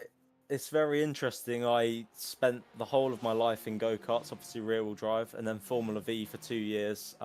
Rear-wheel drive cars, very low centre of gravity and very lightweight. And then 2024 has been my one-off season where I did front-wheel drive, where I did the C1s and the Clios in their respective endurance championships. And yeah, it is a different driving style, especially when you have as much power as the Clio does on just the front wheels. But adapting between the two, it's hard to do, but the way I like to simplify it in my head is it's a race car. To drive a race car fast, it's a very similar style. You've just got to be conscious of trailing that brake as late as possible in a front wheel drive, whereas in rear wheel drive you get the power down nice and early and it pulls you round the corner and gives you more grip than you'd think. So Thomas obviously getting used to that change. He will be now settled into the Porsche. But you just wait till he switches back to front wheel drive and it'll be, learning the car again. It's always a learning process every time you get in a new car. I guess the younger you are, the more adaptable you are to that sort of thing. Do you do coaching as well? Do you have to sort of chop about if you're doing coaching? Have you started on that road yet? Yes, absolutely. I was up at Donington and at Alton Park last week, again in different cars. So one was a Clio 197 and the other was a Fun Cup car. Both times just, coaching, getting drivers up to speed. And the way you deliver the coaching in that is also, depends on the type of car it is, the power and the power output. Useful to know, useful to hear. As we watch Chris Blakey still out front, Lee Pearcey has bettered his fastest lap from race 1. 2 minutes. He was doing a 2-minute 1 in race 1. He's actually 2 minutes 00.6. So Pearcey is still the quickest driver on track. Rich Hayden in the 201s, as is Chris Blakey. So Blakey certainly the driver getting the best out of the Porsche at the moment. Thomas Potter's best lap is a 2:02. So Chris showing the form that we could have seen in race number 1 and maintaining the lead at the moment. One assumes that he's going to be difficult, perhaps, for Lee Pearcey to A, close in on and B, to pass. So there could be a good battle about to happen. I mean, Chris Blakely, he was holding that gap, but for the first couple of laps, Lee Pearcey was taking almost a second a lap out of Chris. But now Lee has closed up to about the 7/10 mark. They've been lapping very similarly, within a tenth of each other, fluctuating between the two. So Unfortunately, a bit like an elastic band for Lee Pearcey at the moment, just about hanging on to Chris Blakely, but he might be modulating it. There's still a long way to go in this race, and we haven't even had the pit stops yet. Chris Blakey potentially on, and again, I stress this is by my maths, so we'll probably get the automated championship calcs out and they'll say something different, but I reckon Lee Pearcey is potentially on for P2 in the championship here. Whether he stays where he is or if he takes the win. Difficult trying to commentate and scribble at the same time and watch what's going on the timing screen. As we know, when people say, oh, you do it on ITV, but then I generally have a little bit more help in terms of a director shouting at me in the ear as well. So we generally get a little bit of help from championship coordinators as well sometimes on the live. But having said that, Lee was struggling to close up, he is now on Chris Blakey. So this battle is about to happen, I think. I believe so. I mean, it's taken another couple of tenths out of him, now only just 4 tenths away. Able to make a move if he wanted to into the braking zone, but he'd have to think about the consequences past the apex. But I'm sure with Lee's experience, he'll take his time with this. And perhaps even wait till the pit stops to make perhaps even an undercut. Because sometimes when you get this close to a car, you actually have a bit of a distraction ahead of you. You know, you're not hitting quite the same braking points. You're not quite apexing at the same point. So it depends how comfortable each driver is with battling in traffic. And there we go, Chris Blakely heading into the pits. So now that will give Lee Pearcey some fresh running. Rich Hayden also jumping into the pit lane. So this should mix it up over the next couple of laps. I mean, to be fair, Lee Pearcey's been good, hasn't he? Whether he's been chasing people, working his way through traffic, which we've seen in the early part of this race, or just in clean open air, which he was in during race number 1. He's just delivered on all of those aspects throughout the evening so far, and he's going to make the most of, what do you reckon, maybe the 1 extra lap in clean air? We're halfway, we're at that halfway point, so probably only going to be 1 maximum of 2 laps, I guess, unless he feels that there's enough in his tyres and enjoys the open track here and just keep banging in those qualifying laps. Absolutely. I mean, I think he'll be starting to feel those tyres now, but it seems like he's modulated them well. And it's almost like a slingshot effect. When the car ahead comes in front of you, you then have loads of clear track, and it's like being unleashed straight onto the racetrack. He's got a full lap at least to make up some more time. But similarly, it depends how well each driver can get straight onto the limit out of the pit lane. Sometimes having a pit stop, it can actually reset your brain, and going straight out on fresh rubber can be quite a challenge, you know, building up the speed to be straight on the pace. So we'll see how Lee handles that and Chris handles that. Obviously, Rich Hayden following closely behind Chris. But Andy Carroll making the most of the pit stops as well. He's up to second now. So we'll see where they all end up after the stops. We will, yeah. Rich Hayden's a little bit closer maybe to Chris Blakey than he was before they went in. Not a huge amount, but the eye tells me maybe a little bit closer. So maybe perhaps slightly more efficient on that.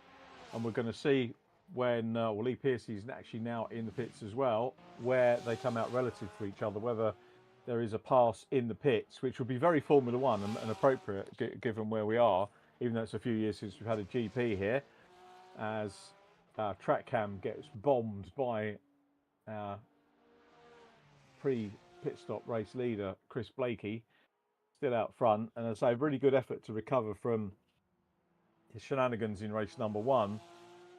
Had a similar thing with James Black last night, had a dismal race 1, came back and was knocking on the door of a podium in the minis and was considered for our, and indeed won our driver of the round. Not quite sure where we're going on that yet, but we probably need to start thinking about that with 13 minutes on the clock. This is where we're going to see how things are panning out for the race lead. So we've got Chris Blakey coming down the main straight now with Rich Hayden in tow, and let's see where we are in relation to Lee Pearcey, who is coming out of the pits now and gets the lead on the pit stop. So that clear lap worked for him. There we go. He's made the jump on the pit stops, obviously made the most of that open track time, and now he's got a bit of a gap ahead of Chris. And I believe will continue pulling away at the pace he had. Perhaps just making the most of that following pace he had behind Chris. As I said, about having someone to chase, it could be quite nice to just settle into a groove. And if you're both leading, it's not like you need to go beyond. So I think Lee's doing an absolutely amazing job out here, you know, leading in both races. and no doubt pulling away ever so slightly straight out of the box. The question for us now is, can Rich Hayden close down? There's no evidence that he is at the moment. And Chris Blakey, in terms of recovery, is going to be a consideration for driver of the round, as is Lee Pearcey, who's done everything spot on. We very often shy away from giving driver of the round to someone that's maybe done pole and a couple of wins, and we have given it to Jack Smith in the past, who's done that on quite a few occasions, as Thomas Potter engages in battle with Andy Carroll for 4th place. This one very key in terms of championship points. Andy Carroll will have around about 248, Thomas Potter 239. So Thomas, a little bit of a nudge and a kiss and a cuddle as they come out of the corner, as Thomas gets back into P4. Lost the thread of what I was saying before the Potter and Carroll battle, but Andy will never ever give up. I was thinking about driver of the round and saying that Jack Smith, very often pole and abrasive wins, and sometimes you have to look elsewhere, but I make no apology for saying Lee Pearcey very much in contention for driver of the round at the moment, with pole to a potential 2nd win on the bounce.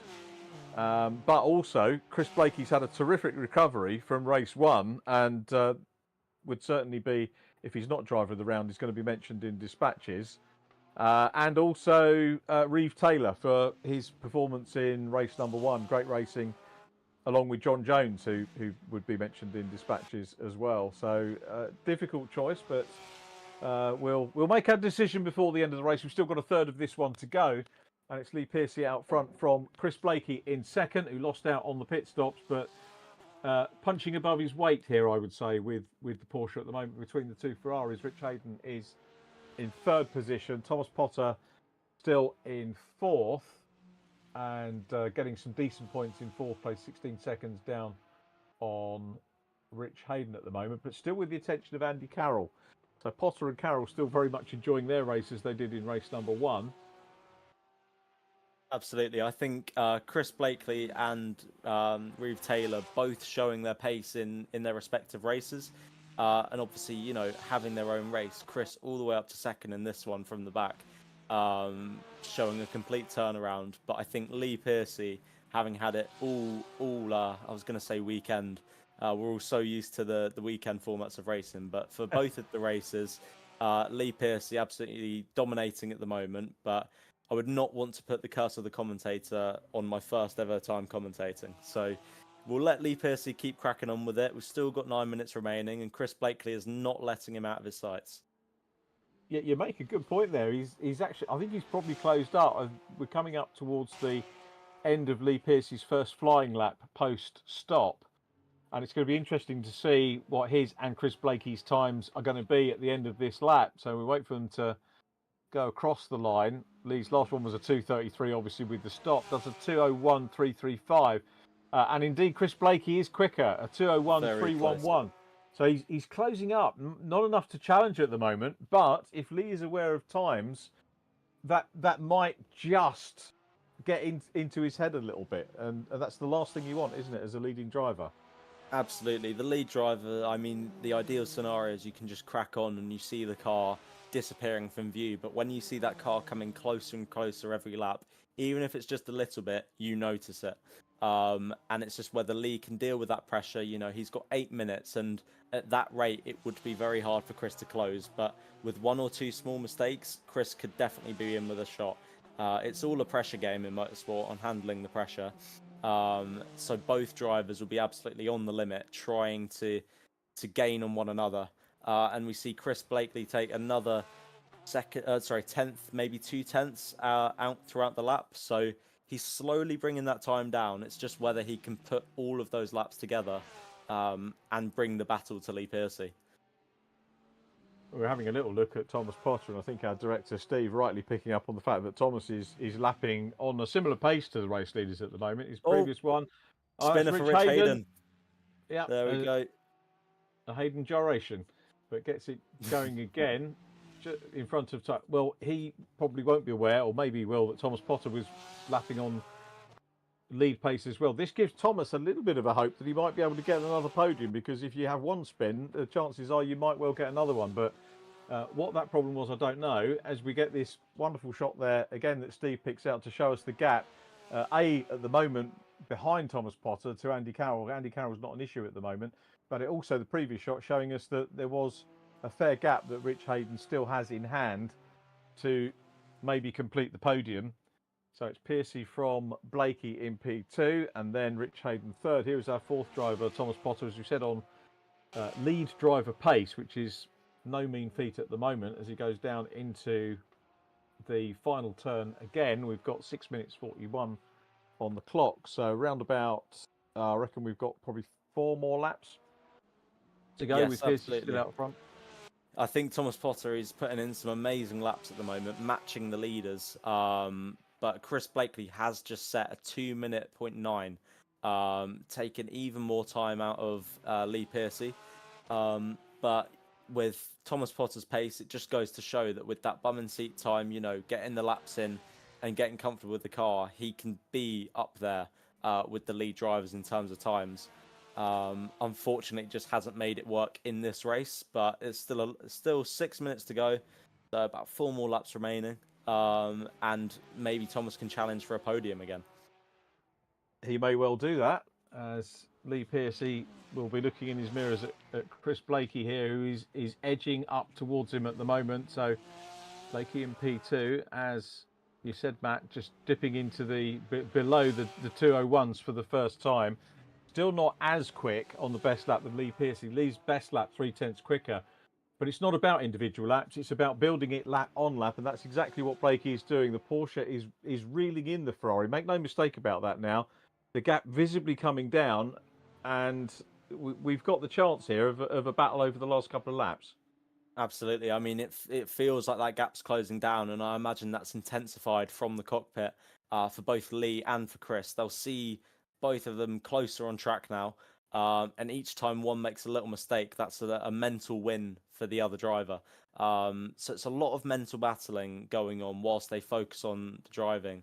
But the most important thing is to just keep that flow up, keep those laps chipping in every single lap consistently. And both drivers on that lap going almost a second slower. So perhaps both feeling the pressure as they chase each other around. Only a few laps left. Lee is still holding his own, and Chris is just about closing. We might be able to see a battle in the last couple of laps.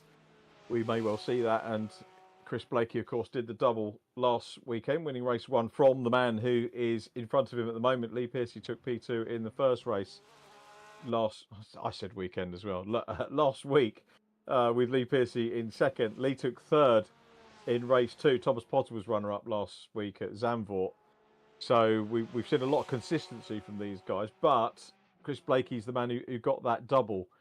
And Lee looking for the double this week. So I'm guessing it'll be interesting to know if he's putting pressure on himself to get that double. But knowing Lee, probably not. Here we go with Thomas Potter in fourth place, still trying to hunt down Rich Hayden. It's very much about qualifying laps for Thomas at the moment.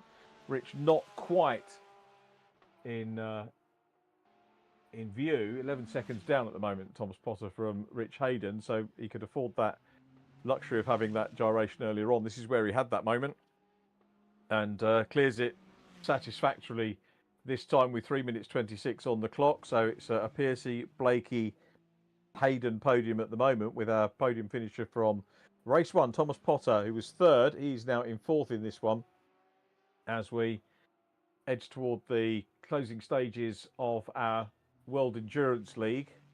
We had one of these, I've got the notes on it somewhere, I think it was last year, and obviously Touring Car Championship next up. We did have an F4 Championship, which wasn't broadcast, unfortunately, but had the single-seater Championship, which was requested by a good few members. I think that everyone thought it was a great idea, and then once it was up and running, a few people thought, oh no, maybe not for me. And it is a big difference, isn't it, from touring cars or GT races to single-seaters? Absolutely. I mean, you know, you get a versatile range of drivers competing in each one. And obviously some of the top ones, they're competing across all 3 aspects of racing, with the front-wheel drive, powerful touring cars, the powerful GT cars, and then you've got the single-seaters that are very agile, just like a go-kart. But with the Ultimate Sim Racer, you should be able to win in all championships. But it's definitely a good mix, especially for the likes of Thomas as well, who's obviously hopping between the front-wheel drive minis, the rear-wheel drive GT cars. It's quite a skill you develop over your car racing career, as you learn to just hop in the car and drive it quickly, no matter what the car is. Whether it be a Caterham, a GT3 Ferrari, like the ones we're seeing Lee Piercy driving here, or even up to the Formula single-seater cars.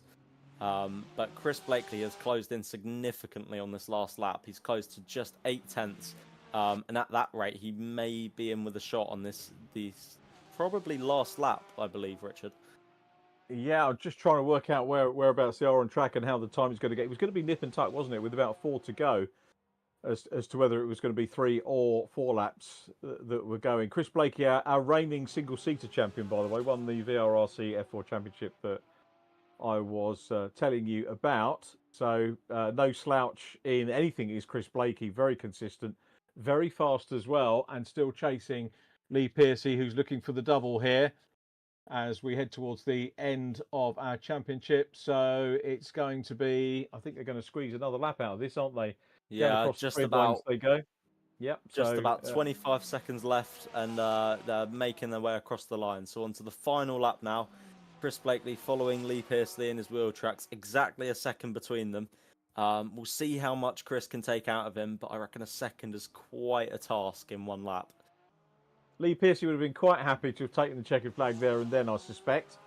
But equally, for our point of view, it maybe gets things a little bit closer as well. And a fight between these two great VRRC drivers. So Blakey from chasing Piercy. So it's Piercy from Blakey. Rich Hayden still in 3rd place. And the Porsche has done a very good recovery here in this one, Chris Blakey. And you can see why he won the F4 Championship with us. He's been a class act, backing up the double that he had last weekend where Zandvoort, everyone was saying, yep, seems to be suiting the Porsche. The Ferraris weren't too shabby out there as well. So it's been a good mix of cars in this championship. But the champion, Jack Smith, was Ferrari mounted, as we saw on our demonstration lap before the racing got underway today. It looks like Lee is maybe responding. What was the last lap? A 2:017. Chris Blakey was 5/10 quicker on the last lap again and closing up. And we have seen him close up, but there aren't going to be too many places where he can mount a challenge if he can get that much closer, though. Yeah, I mean, he's taking chunks out of him, but I'm sure Lee is thinking in his head, he's closing, but I've only got a couple corners to go. So literally just got to make it around these final 2. And obviously we've got our driver of the round to consider as well. I think Chris having a moment out of that second to last corner, that's going to cost him down the straight. But I don't think it's too much of Lee Piercy's concern as he leads the way, still about a second covering them. And I think he's going to take this one. I think that issue in race 1 has cost Chris Blakey 2nd place in the championship. Again, down to my maths, which I apologise if I've got wrong. But I'll make no apology for saying well done and congratulations to double winner Lee Piercy. Goes across the line and wins the final race of the World Endurance League. A fine drive from Lee and matched, you have to say, by Chris Blakey in 2nd position. A great second for him. 3rd position is going to be Rich Hayden, who gives us a little wiggle as he crosses the line and completes the podium. Thomas Potter will come home in 4th position, and he'll be on 239 points, which I think places him 4th in the championship. By my reckoning, it's going to be Lee Piercy 2nd in the championship. Here's Thomas Potter. 3rd will go, I think, to Andy Carroll, and then Chris Blakey ahead of Thomas Potter in 5th in the standings. May have got that totally wrong. That remains to be seen as we look at John Jones and Cat Potter enjoying their races as well. As we mentioned, John Jones was certainly going to be mentioned in dispatches as a possibility for driver of the round with Reeve Taylor as well. And John's given us some good entertainment over the course of the evening. And here he is again battling hard with Cat Potter, who's had another good race, backing up the 5th position in race number 1 with 7th position here at the moment. So comes down into turn 15 for the final time. Does John Jones is going to bag a 6th place, which is followed closely by Catherine Potter as well. She's held her own in both races this time. I think taken a little while to get used to the car, similar to her brother, but once she's up there, she's just holding the pace and coming in only 1.1 seconds behind John Jones. So rounding out the field, unfortunately, Reeve Taylor a DNF in this one. But some great racing across the field again in both races. It was good fun, and we'll have a word with our podium finishers after this break.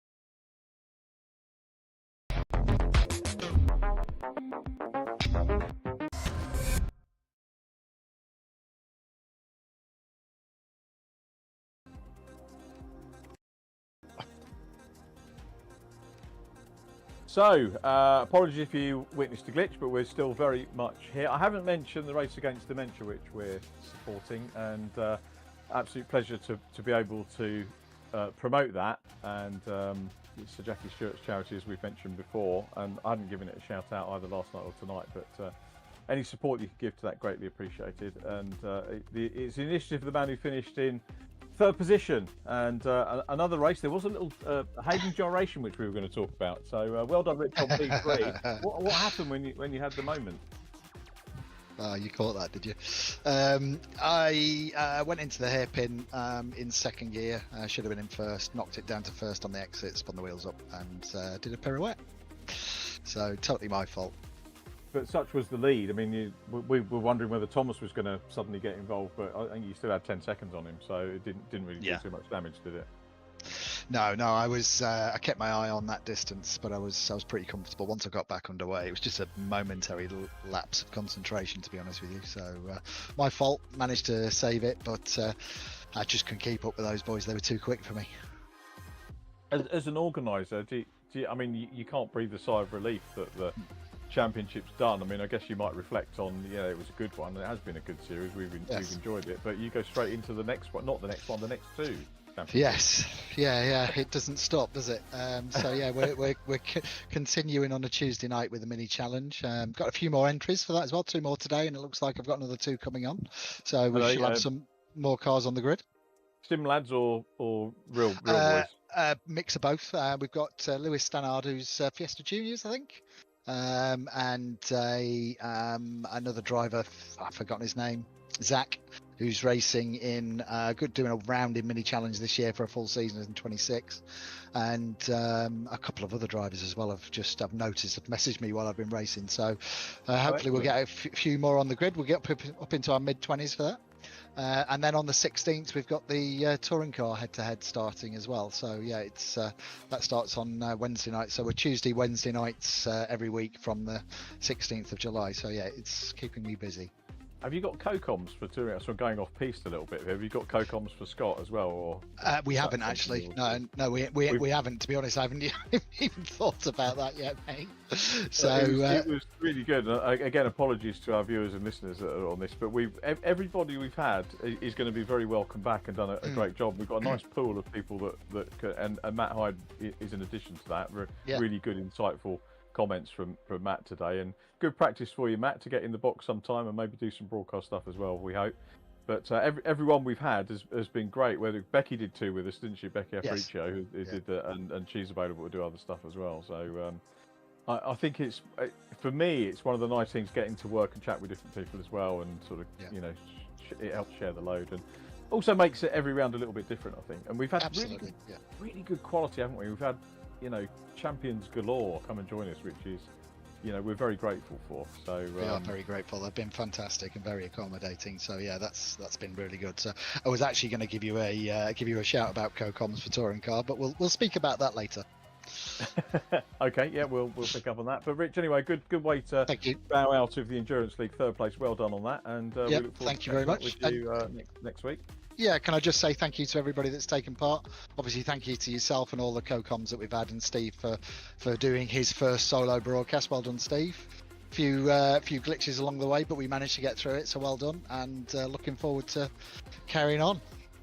Yeah, Steve's done a mega job, I've got to say. He's been picking up on the action and flicking at exactly the right times, and never have we had to say, oh, it'd be nice to have a look at such and such, because he's just been bang on it all the time, which is great. And really top stuff. Well, thanks, Rich. Thanks, mate. Thanks for the thanks. Let's have a word with the man who finished in P2, Chris Blakey. First of all, Chris, absolutely mega comeback after race 1, and we thought it was going to be a Ferrari benefit, but you proved that certainly wasn't the case.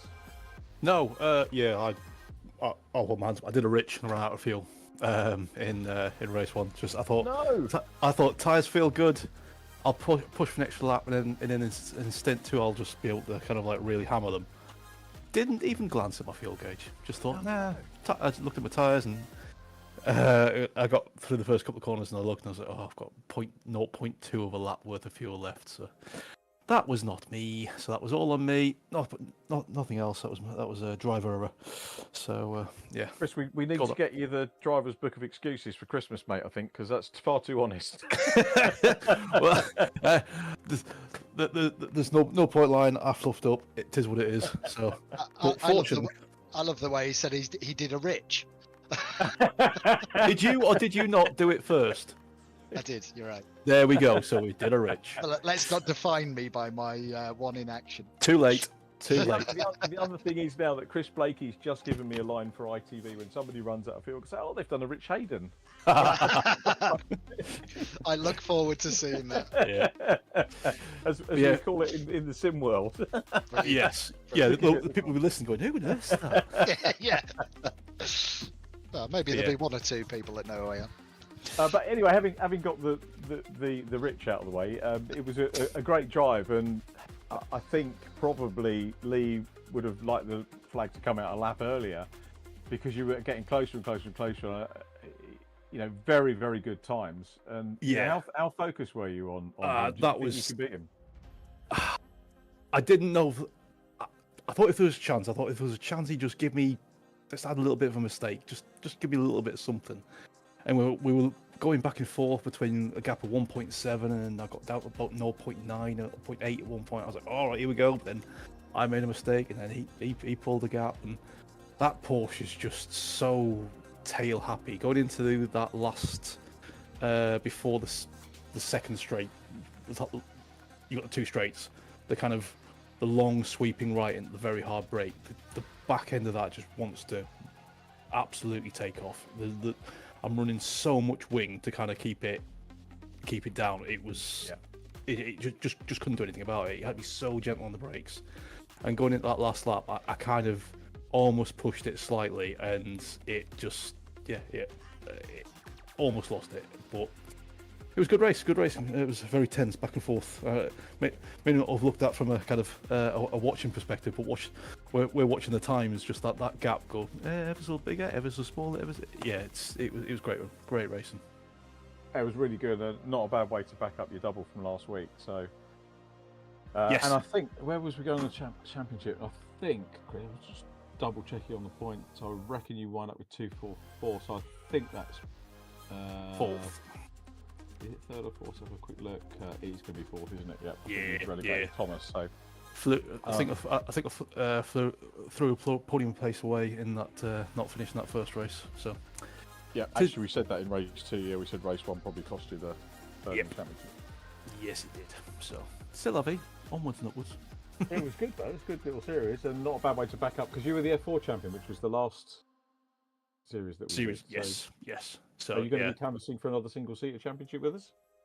If Rich would ever do another single championship, I would happily do one because I like cars with grip, and I'd love to have a go in a real F4 car one day, but you never know.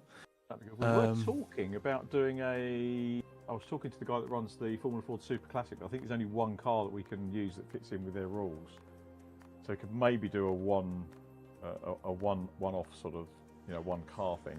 But that's not really aero, is it, Formula Ford? But Matt Hyde would be good at that, wouldn't to bring Matt in, our Formula V champion. Have you got the kit, Matt, to do this? The Formula 4. No, the Formula Ford. We're thinking of doing a classic Formula Ford. But have you got a Seto and a rig and everything? I've got a Seto, I've got the rig. All I'd need is obviously the software. But yeah, I can essentially hop onto any car now. That'd be good. So yeah, that'd be good. So we were just obviously because we were chatting to Chris about how to. So we could do a that was the thing we were talking about, was doing the classic Formula Ford, which is, it's not the same as Formula V, which you've won, but not dissimilar, being single-seater open wheel. Not dissimilar at all. It's similar sort of driving style. Obviously very lightweight, very slidey sort of cars, but you get some really good wheel-to-wheel action, and you've got to be super careful because contact in that means disaster. Is there a Formula V car as well on the Seto that you could use?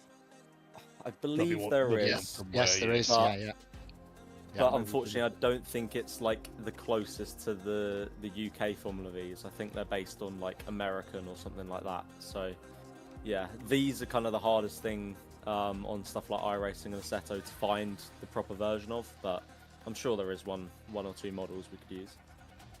Something we can talk again with lots of talk going on about the future. I'm going to bring it back to the present and just have a quick final word with Chris Blakey. And really good drive, Chris, and entertaining.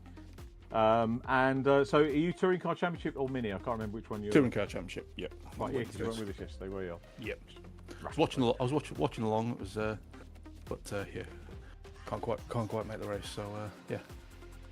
Well, I'm going to wish you well for the Touring Car Championship. I will keep a keen eye on it, even if I'm not involved, and also have a look at the results of the weekend. Enjoy the truck meeting. It's Bart put on a good show down there at Truxton, so there'll be a big crowd. So I hope you enjoy that. Yeah, thank you very much, guys, and special thank you to Steve as well for his first time doing this. He's done a cracking job, and all the co-commentators have been along. It's made it a bit more special. So thank you to all you guys. Thanks for that, Chris. We appreciate that, and very best of luck with the weekend at Truxton, as we say.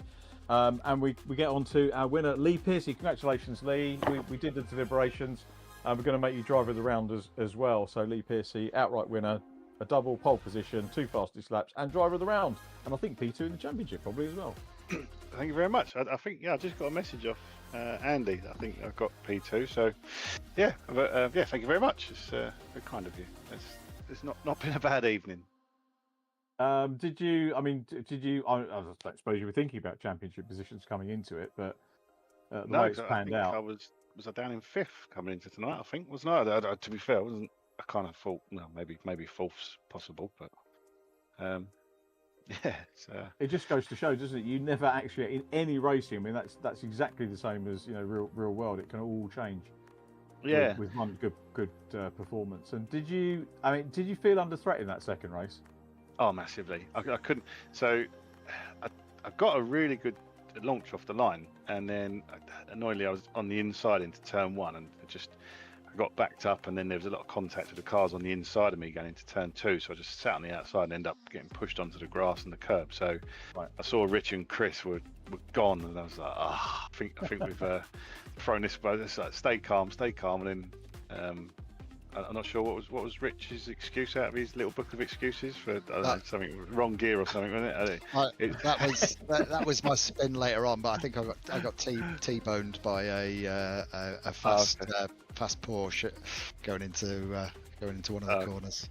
So yeah, I saw a couple of cars, just avoid that again, and then yeah, got after Chris, and shout out to John Jones. He was really hard to overtake. He was couple of places. If he could carry a bit more mid corner speed, he wouldn't be far off, because I really had to work to get past him. And got after Chris, and I thought at first, I'll just reel him in, and then all of a sudden I'm trying, and I looked at one of my lap times, and it was, I think, 4 or 5 attempts quicker than race 1, and I was like, I'm still not really catching him. I was like, wow, we got some pace going here. So fair play to Chris. He upped it in race 2, and somehow I managed to get him on the pit stops. But then after being in front of him, and as he said, the yo-yoing at the times, and at one point I thought, I'm dropping him, and then he'd come back at me, and I made a few mistakes, and I say, once the tyres go, they are a handful, and it's really easy to make a mistake. So the pressure was not to make a mistake. I kind of knew that our pace was similar, and it was more of a case of who's going to drop it, or run wide or spin the wheels a little bit too much. So yeah, it was watching my mirrors in the lap times more than I wanted to, that's for sure. But it was good, good fun. It was interesting to go back to what you were saying earlier on, that this is a track that's not really featured in VRRC particularly recently, and as a result, I think the times were quicker in race as you were getting more used to the circuit, and you both dipped into you got the fastest lap of the meeting as well, but you both dipped into the under the 201s. Yeah, it was, and I think as well, where we've done a lot of testing on the super soft tyres, it always fall into the category of make sure we do some testing on the tyres we're going to use for the race, but you never do. So I think in race 2 sort of found out where the limit was at the softs compared to the super soft. So yeah, but it's quite impressive, a 2-minute 0.6. It was I was trying, that's for sure. I was definitely trying. Well, it's brilliant. Well done on the double, treble, really, because you got pole and 2 wins, and you're the new Jack Smith, officially now the new Jack Smith.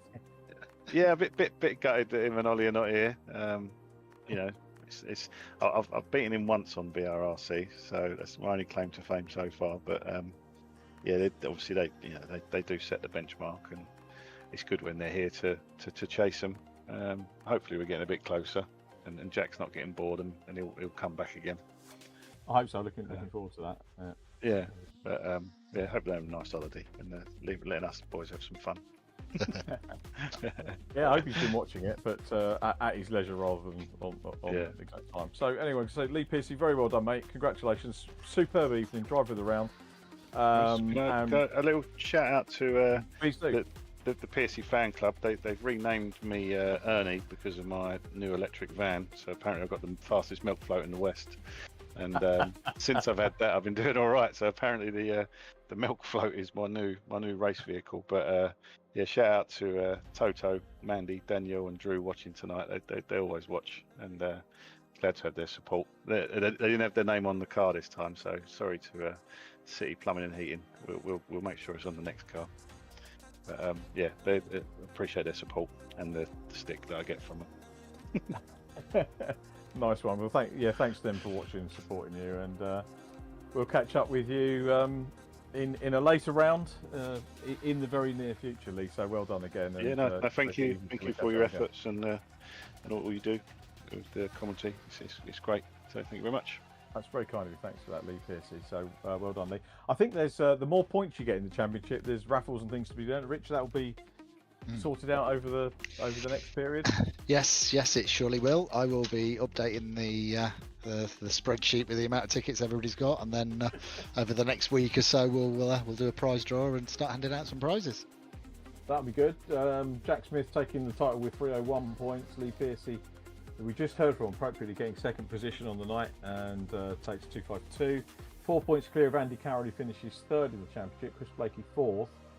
As he correctly worked out. The drivers say they don't know the points, but Chris Blakey very, very obviously does. Thomas Potter fifth, Rich Hayden sixth, mate. So with a limited campaign there.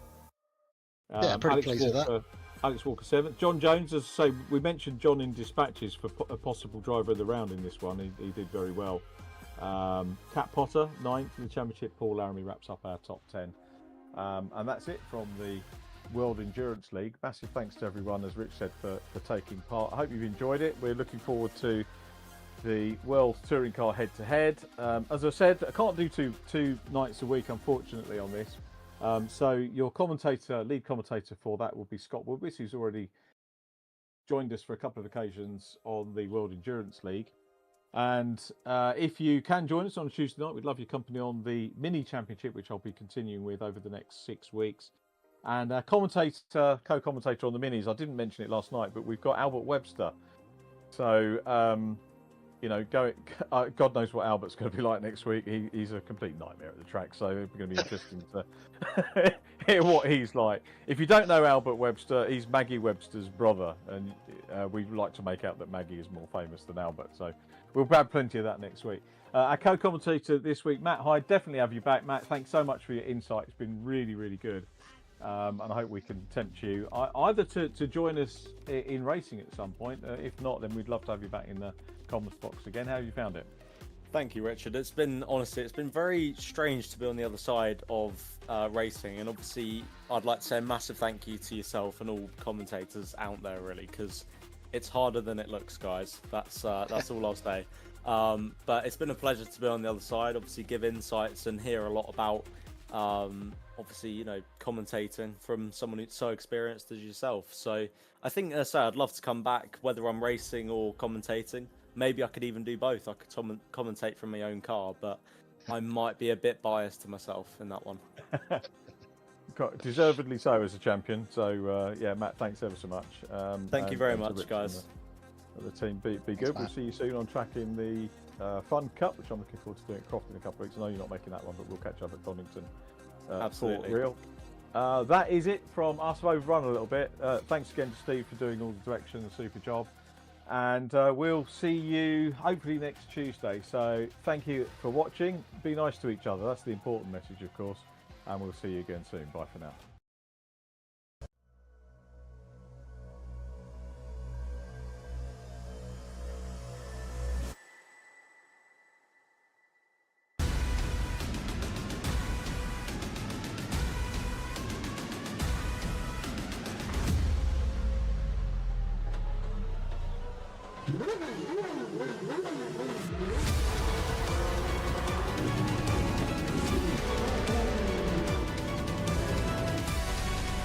Between the two of them, the inside of coats. Parker gets too heavily involved, and that's Whitehead and Coates.